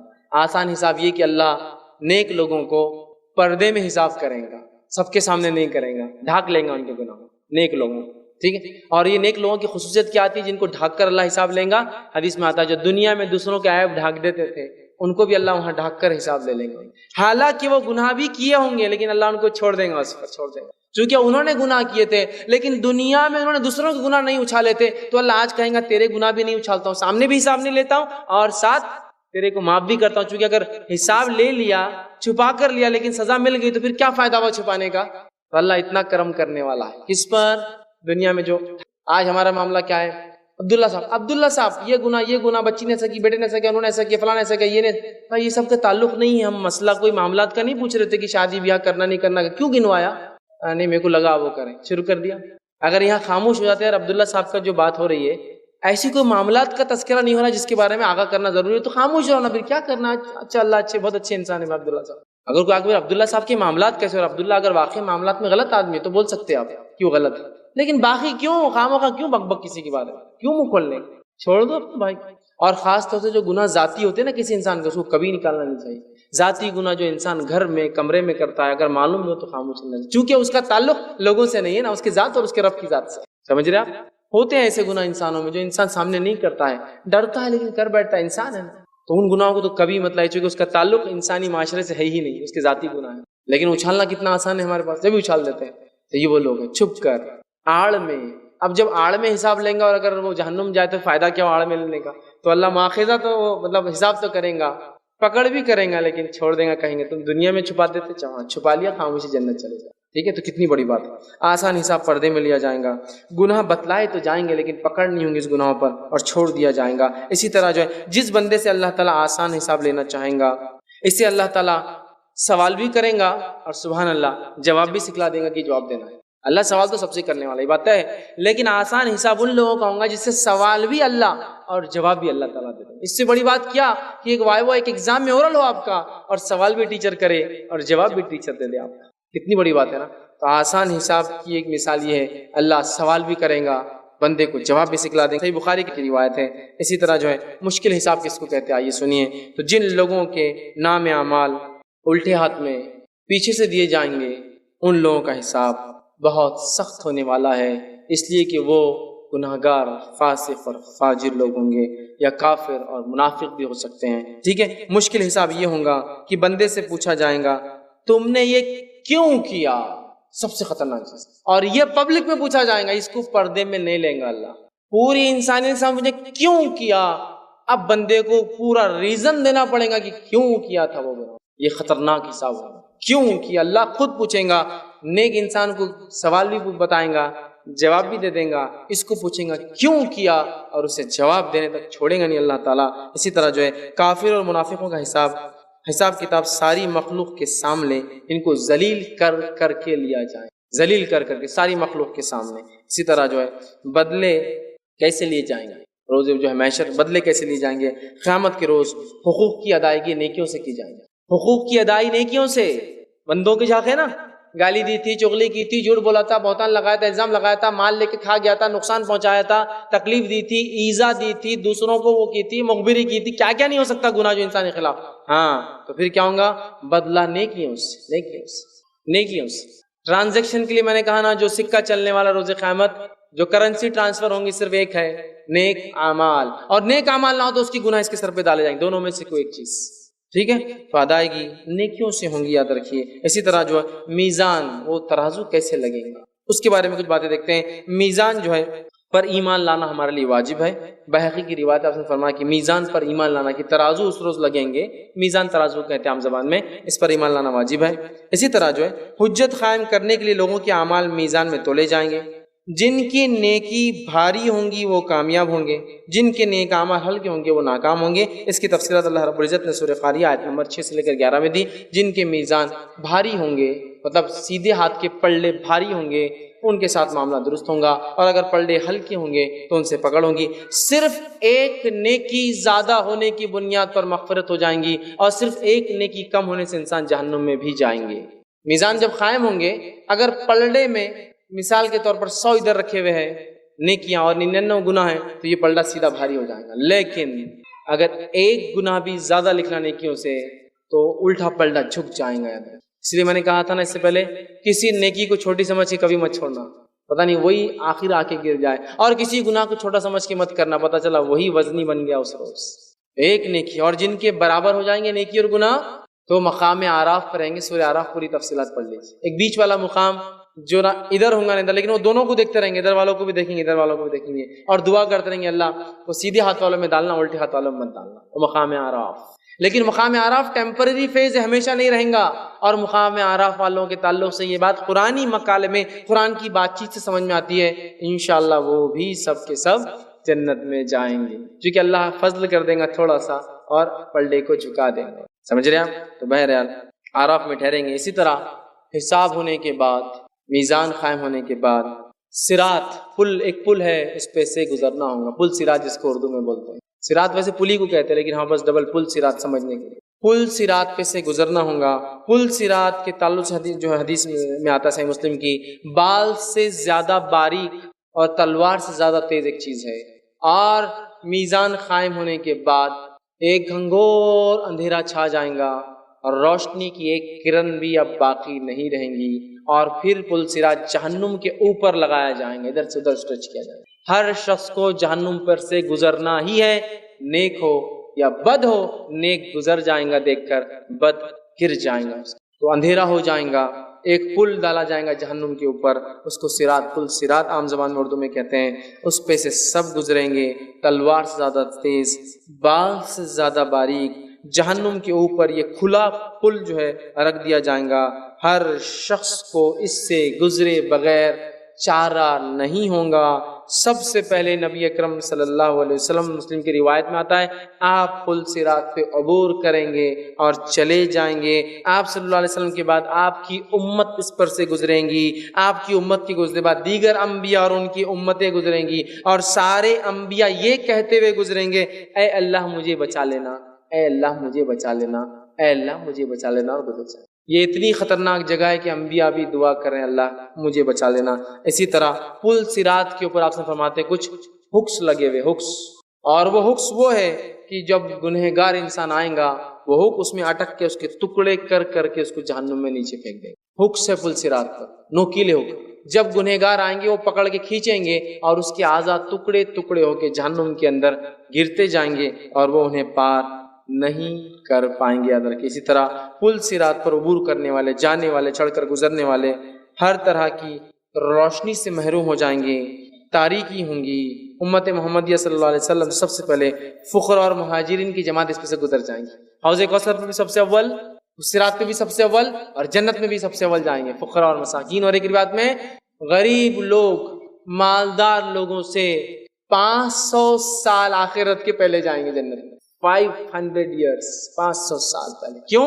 اس لیے کہ دنیا میں غریبی کی وجہ سے بہت ساری نعمتوں سے بیچارے محروم رہ گئے تھے۔ ہوتا ہے نا، بازار سے آپ گزرتے ہیں، آپ کے بچے نے ضد کر دی مٹھائی دلا دو، آپ تو چلے گئے آرام سے، مٹھائی لی اور دے دی، لیکن یہ غریب صرف دیکھتا ہے اور سوچتا ہے اور بچے کو منا کر لے جاتا ہے کہ اپن بعد میں کبھی انشاءاللہ کوشش کریں گے اور لیں گے، وہ نہیں لے سکتا ہے۔ تو چونکہ وہ بہت ساری دنیا کی نعمتوں سے محروم رہا، 500 ایئرز بیفور اللہ ان کو اندر ڈال دیں گے، 500 سال پہلے جاؤ، اس لیے کہ دنیا میں بہت ساری نعمتوں سے تم محروم ہو گئے تھے پیسہ نہیں ہونے کی وجہ سے۔ تو غریبی کو بری چیز نہیں ہے بھیا، غریبی اچھی چیز ہے، 500 سال پہلے جانے والے ہیں۔ اور مالداروں کے تعلق سے کہا، مالدار کے لیے تو جنت میں جانا بہت مشکل ہوگا، اس لیے کہ مالداری بہت عظیم نعمت ہے، ایک روپے کا حساب ہونے والا ہے، ایک روپے۔ غریب سے وہ نعمت ہی چھین گئی تو حساب بھی نہیں ہے اس کے لیے۔ امیر سے ایک روپے کا، اور ایک روایت میں آتا ہے کہ امیر کے لیے بہت مشکل ہوگا گزرنا جنت میں یا جنت میں جانا، چونکہ اس کے مال کی وجہ سے بہت اس نے غلطیاں کی ہوں گی، کب کبر، تکبر، بڑھاوا، اونچائی اور کیا کیا نہیں آتا مالداری کی وجہ سے، ہے نا، یہاں تھوڑی بڑھ سکتا میں، اتنا بڑا آدمی ہوں میں، کبر مال کی وجہ سے ہے نا۔ غریب آدمی کبھی بولتا ہے کہ ایسا نہیں، مال بہت گناہ لاتا ہے انسان کے اندر، لیکن مال ایک نعمت بھی ہے، اس کا صحیح استعمال انسان کو ایسے درجے بلند کروا سکتا ہے، اسی کو انتہا نہیں، لیکن بہرحال استعمال صحیح ہو۔ تو بہرحال سب سے پہلے فقیر جائیں گے۔ ہر مومن کو پل صراط سے گزرتے وقت 2 نور دیے جائیں گے، ایک سامنے ہوں گا اور آگے ہوں گا، اور دوسرا سیدھے ہاتھ کی طرف ہوں گا، 2 روشنی سامنے اور ہاتھ پہ۔ اور سب سے چھوٹی روشنی جو ملے گی کسی مومن کو اس کے ایمان کے اعتبار سے، وہ انگوٹھے کے ناخن کے برابر ہوں گی۔ جب سب سے کم روشنی پل صراط پہ سے گزرتے وقت صرف جہنم ہے، پل ڈالا ہوا ہے اور اندھیرا ہے، اجالے کی کرن بھی نہیں ہوں گی وہ وقت، تو یہ روشنیاں اس کو پل صراط پہ راستہ بتائیں گی، ایک آگے ایک سیدھے ہاتھ۔ اور منافق جب پل صراط پر جائیں گا، اس کی روشنی آدھے پل تک ساتھ دیں گی، پھر بجھ جائیں گی، چونکہ وہ ایمان لایا تھا لیکن اس کے دل میں کفر تھا، آدھے تک جا کے بجھ جائیں گے، اور وہ مانگیں گے مومنوں سے تھوڑی روشنی ہم کو دے دو، کوئی روشنی اس دن دینے والا نہیں، وہ ایمان کی اور اعمال کی روشنی جو سیدھے سامنے اور سیدھے ہاتھ کی طرف ہوں گی۔ تو جو ہر آدمی اپنے نور اور روشنی کے مطابق جائیں گا، اور ہر آدمی نور کی چمک کے اعتبار سے اتنا تیز ہوگا اور نور کی کمی کے اعتبار سے اتنا ہلو ہوگا، سمجھ رہا؟ جتنا نور زیادہ تو مطلب سپیڈ گزرنے کی اتنی زیادہ ہوں گی، جتنا نور کم تو سپیڈ ہلو ہوں گی، وہ تکلیف کو برداشت کرتے ہوئے گزریں گا۔ اور حدیث میں آتا ہے کچھ لوگ پل صراط پہ سے پلک جھپکنے کی رفتار سے گزریں گے، کچھ لوگ سوچ کی رفتار سے گزریں گے، کچھ بجلی کی رفتار میں بہت تیز گزر جائیں گے، کچھ لوگ دھیرے دھیرے گزریں گے، کچھ لوگ رینگتی ہوئی رفتار میں گزریں گے۔ ہر آدمی نور کے حساب سے اور جو کام کیے تھے اس کے اعتبار سے گزریں گا۔ اور جو ہے صراط جو ہے پھسلنے اور گرنے، اور پل صراط کی خصوصیت یہ ہے وہ پھسلنے اور گرنے کی جگہ سیدھا راستہ نہیں ہے، وہ سلپری وے ہے، پھسلنے والا راستہ ہے۔ حدیث میں آتا ہے بعض مومن جو بجلی کی رفتار سے پل صراط پہ سے گزر جائیں گے، بعض مومن پلک جھپکنے کی رفتار سے گزر جائیں گے، ٹھیک ہے۔ اسی طرح جو ہے بعض جو ہے ہوا کی تیز رفتار سے گزریں گے، بعض پرندے کی تیز رفتار سے گزریں گے، بعض گھوڑے کی تیز رفتار سے گزریں گے، بعض اونٹوں کی چال کی رفتار سے گزریں گے، بعض جو ہے خیر و عافیت کے ساتھ جیسے تیسے ہی صحیح بہرحال باہر نکل جائیں گے، بعض جو ہے گرتے پڑتے ٹھوکریں کھاتے ہوئے زخمی ہوتے ہوئے نکل جائیں گے، اور بعض جو ہے وہ ہکس میں اٹک کے جہنم کے اندر گر جائیں گے۔ ہر کوئی اپنی روشنی روشنی کے حساب سے رفتار اور تکلیف اس کے حساب سے، یہ صحیح مسلم کی روایت تھی۔ اسی طرح پل صراط پر منافق آدھے راستے جانے کے بعد اس کی روشنی بجھ جائیں گی۔ پل صراط پہ سے گزرنے کے بعد ایک مقام جس کا نام قنطرہ آتا ہے، وہاں سارے مومنوں کو، چونکہ کافر منافق سب گر گئے جہنم، نہیں آ سکتے ادھر، پاری نہیں کر سکتے، گر گئے۔ قنطرہ نامی مقام پر سب کو جمع کیا جائے گا، اور یہ روایت صحیح بخاری کی ہے، اور فرشتے وہاں آئیں گے، استقبال کریں گے، چاہے رفتار سے آئے ہو چاہے گرتے پڑتے آئے ہو، آ گیا مطلب کامیاب رہا، گر گیا مطلب ناکام رہا، اور اس کے بعد استقبال کرنے کے بعد سب سے باہمی رضامندیاں لے لیں گے، یہ اس کو معاف، وہ اس کو معاف، سب ختم، گلے شکوے وہاں ختم کرنے کا پوائنٹ ہے قنطرہ۔ آئیں گے سب، گلے شکوے، شکایتیں اور بغض اور حسد سب کلیئر کر دی جائیں گے، مطلب مومن پورے جس کو کہیں گے فارمیٹ کر دیے جائیں گے، ساری برائیاں سب ختم، نیک ہو جائیں گے۔ اور یہ قنطرہ جگہ کی خصوصیت ہے، حساب کتاب برابر ہو گئے اور دل کی برائیاں مٹا دی جائیں گی، اور مومن شیر اور شکر مطلب جس کو کہیں گے کہ ایک دوسرے میں گھل مل جائیں گے، اور تمام اپنی خطاؤں، لرزشوں اور گناہ اور کسی نے کوئی ان کے خلاف کیا تھا معاف کر کے اندر چلے جائیں گے۔ تو یہ ہے آخری سٹاپ تھا۔ اس کے بعد صرف دو مقام جہاں انسان جاتا ہے، ایک جسے سیدھے ہاتھ جنت اور دوسرا الٹے ہاتھ جہنم جاتا ہے، یاد رکھے انسان۔ ویسے تو پل صراط پر لوگ گر گئے جو ٹکڑے ہو کے جہنم چلے گئے، اب باقی لوگ جنت جا رہے، تو جنت اور جہنم دو مقامات تھے، اور اہل جنت کا جنت میں اور اہل جہنم کا جہنم میں ہمیشہ قیام ہوگا۔ جامع ترمذی کی روایت، وہ ہمیشہ ہمیشہ رہیں گے، اور اہل جنت اور اہل جہنم کو ایک آواز دی جائیں گی، سارے لوگ آ کر جمع ہوں گے، فرشتہ ایک بھیڑ کو پکڑ کر لائیں گا اور اعلان ہوگا، یہ موت ہے، یہ موت ہے۔ جنت اور جہنم کے بیچ لایا جائیں گا، جہنمی دیکھ رہے ہوں گے، جنتی دیکھ رہے ہوں گے، ایک بھیڑ لائی جائیں گی، اور لا کر فرشتہ کہیں گے یہ موت ہے، اور موت کو سارے لوگوں کے سامنے ذبح کر دیا جائے گا۔ جنتی خوشی کی لہر سے دوڑ پڑیں گے، اور جہنمی اس قدر چیخیں گے، چلائیں گے، کیونکہ اب دونوں کو پتا ہے اب کبھی موت نہیں آنے والی، اب خلد ہمیشہ کی زندگی دونوں کو ملنے والی ہے۔ تو جنتی خوشی سے جھوم اٹھیں گے، جہنمی خوب چیخیں گے، چلائیں گے۔ جامع ترمذی کی روایت میں آپ سے فرماتے ہیں، اگر خوشی سے مرنے کا کوئی معاملہ ہوتا تو جنتی اس کو دیکھ کر خوشی سے مر جاتے، لیکن چونکہ موت نہیں، اگر خوشی سے مرنا کسی چیز سے ہوتا تو اس واقعے کے بعد چونکہ وہ ہمیشہ جنت میں رہنے والے، جنتی خوشی سے مر جاتے، اور اگر کسی صدمے سے موت آنی ہوتی تو یہ صدمہ تھا، اگر جہنمیوں کے لیے موت ہوتی تو یہ صدمے سے ہمیشہ کے لیے مر جاتے، لیکن اب موت نہیں۔ اتنی خوشی ہوں گی کہ اگر دنیا میں سمجھ لیجیے کسی کو خوشی سے وہ مر جائے، اتنی خوشی ہوں گی جنتیوں کو، لیکن اب موت نہیں ہے۔ اور جہنمیوں کے تعلق سے آتا ہے، اگر مرنا ممکن ہوتا تو جہنمی اس غم سے مر جاتے، اور اگر مرنا ممکن ہوتا خوشی سے تو اس خوشی سے جنتی مر جاتے، اور غم سے مرنا ممکن ہوتا تو جہنمی اس غم سے مر جاتے کہ اب موت نہیں ہے۔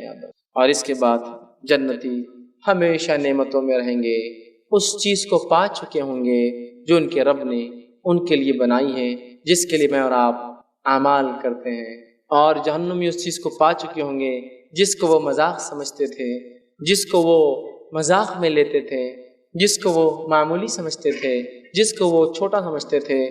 یہ ہے محشر سے حساب تک کے حالات۔ جنت کی کیا کیفیت اور نعمتیں ہوں گی، جہنم کی کیا کیفیت اور نعمتیں ہوں گی، جنت میں کون سے اعمال لے جاتے ہیں، جہنم میں کون سے اعمال لے جاتے ہیں، بہت تفصیل میں پچھلے رمضان میں نے گفتگو کی تھی، ضرور ان کو دیکھیں۔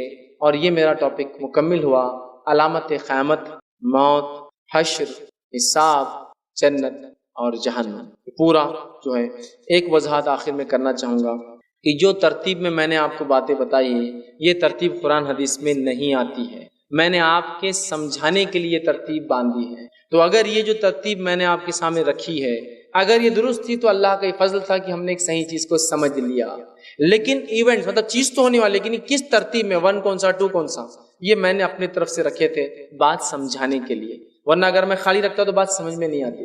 اور اگر اس ترتیب میں کوئی غلطی ہو، میں نے جو بتایا کہ پہلے یہ 2 3 تو اللہ سے میں توبہ کرتا ہوں کہ میری غلطی ہے اور اللہ ہماری اصلاح کر دے اس معاملے میں۔ چیزیں تو ہونے والی لیکن ترتیب نہیں ہے، لیکن بغیر ترتیب کے سمجھاتا تو سمجھنا بھی تھوڑا سا مشکل ہوتا تھا، ٹھیک ہے؟ تو یہ بات کی میں کلیئر وضاحت کر رہا ہوں کہ ترتیب میں نے دی تھی باتوں کو سمجھنے کے لیے، اگر صحیح ہو تو ٹھیک ہے، نہ ہو تو بہرحال اللہ تعالیٰ ہماری اصلاح کرے اور ہماری توبہ کو قبول کرے، ٹھیک ہے؟ اسی طرح جو ہے کیا ترتیب تھی، جو ترتیب میں نے باتیں سمجھائی آئیے وہ رکھ دیتا ہوں۔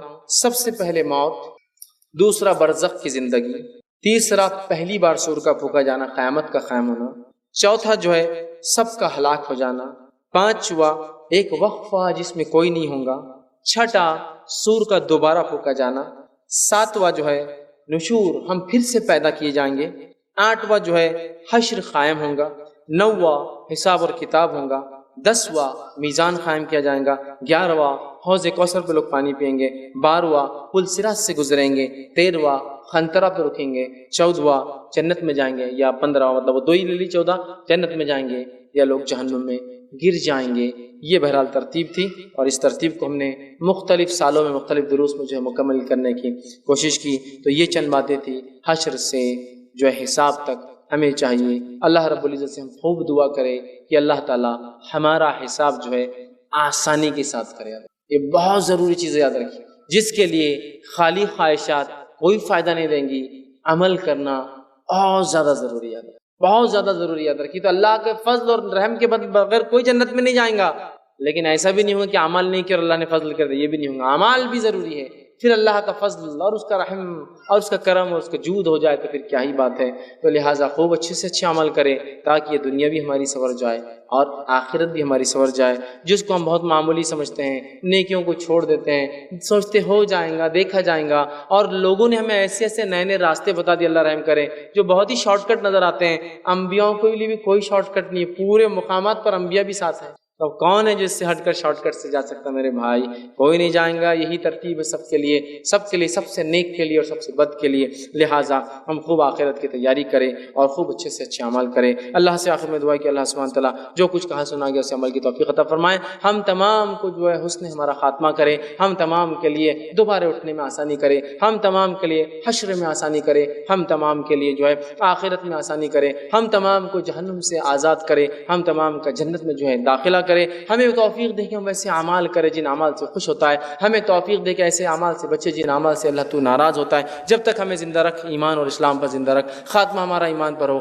وآخر دعوانا الحمدللہ رب العالمین، سبحان ربک رب العزت عما یصفون، وسلام علی المرسلین، والحمدللہ رب العالمین۔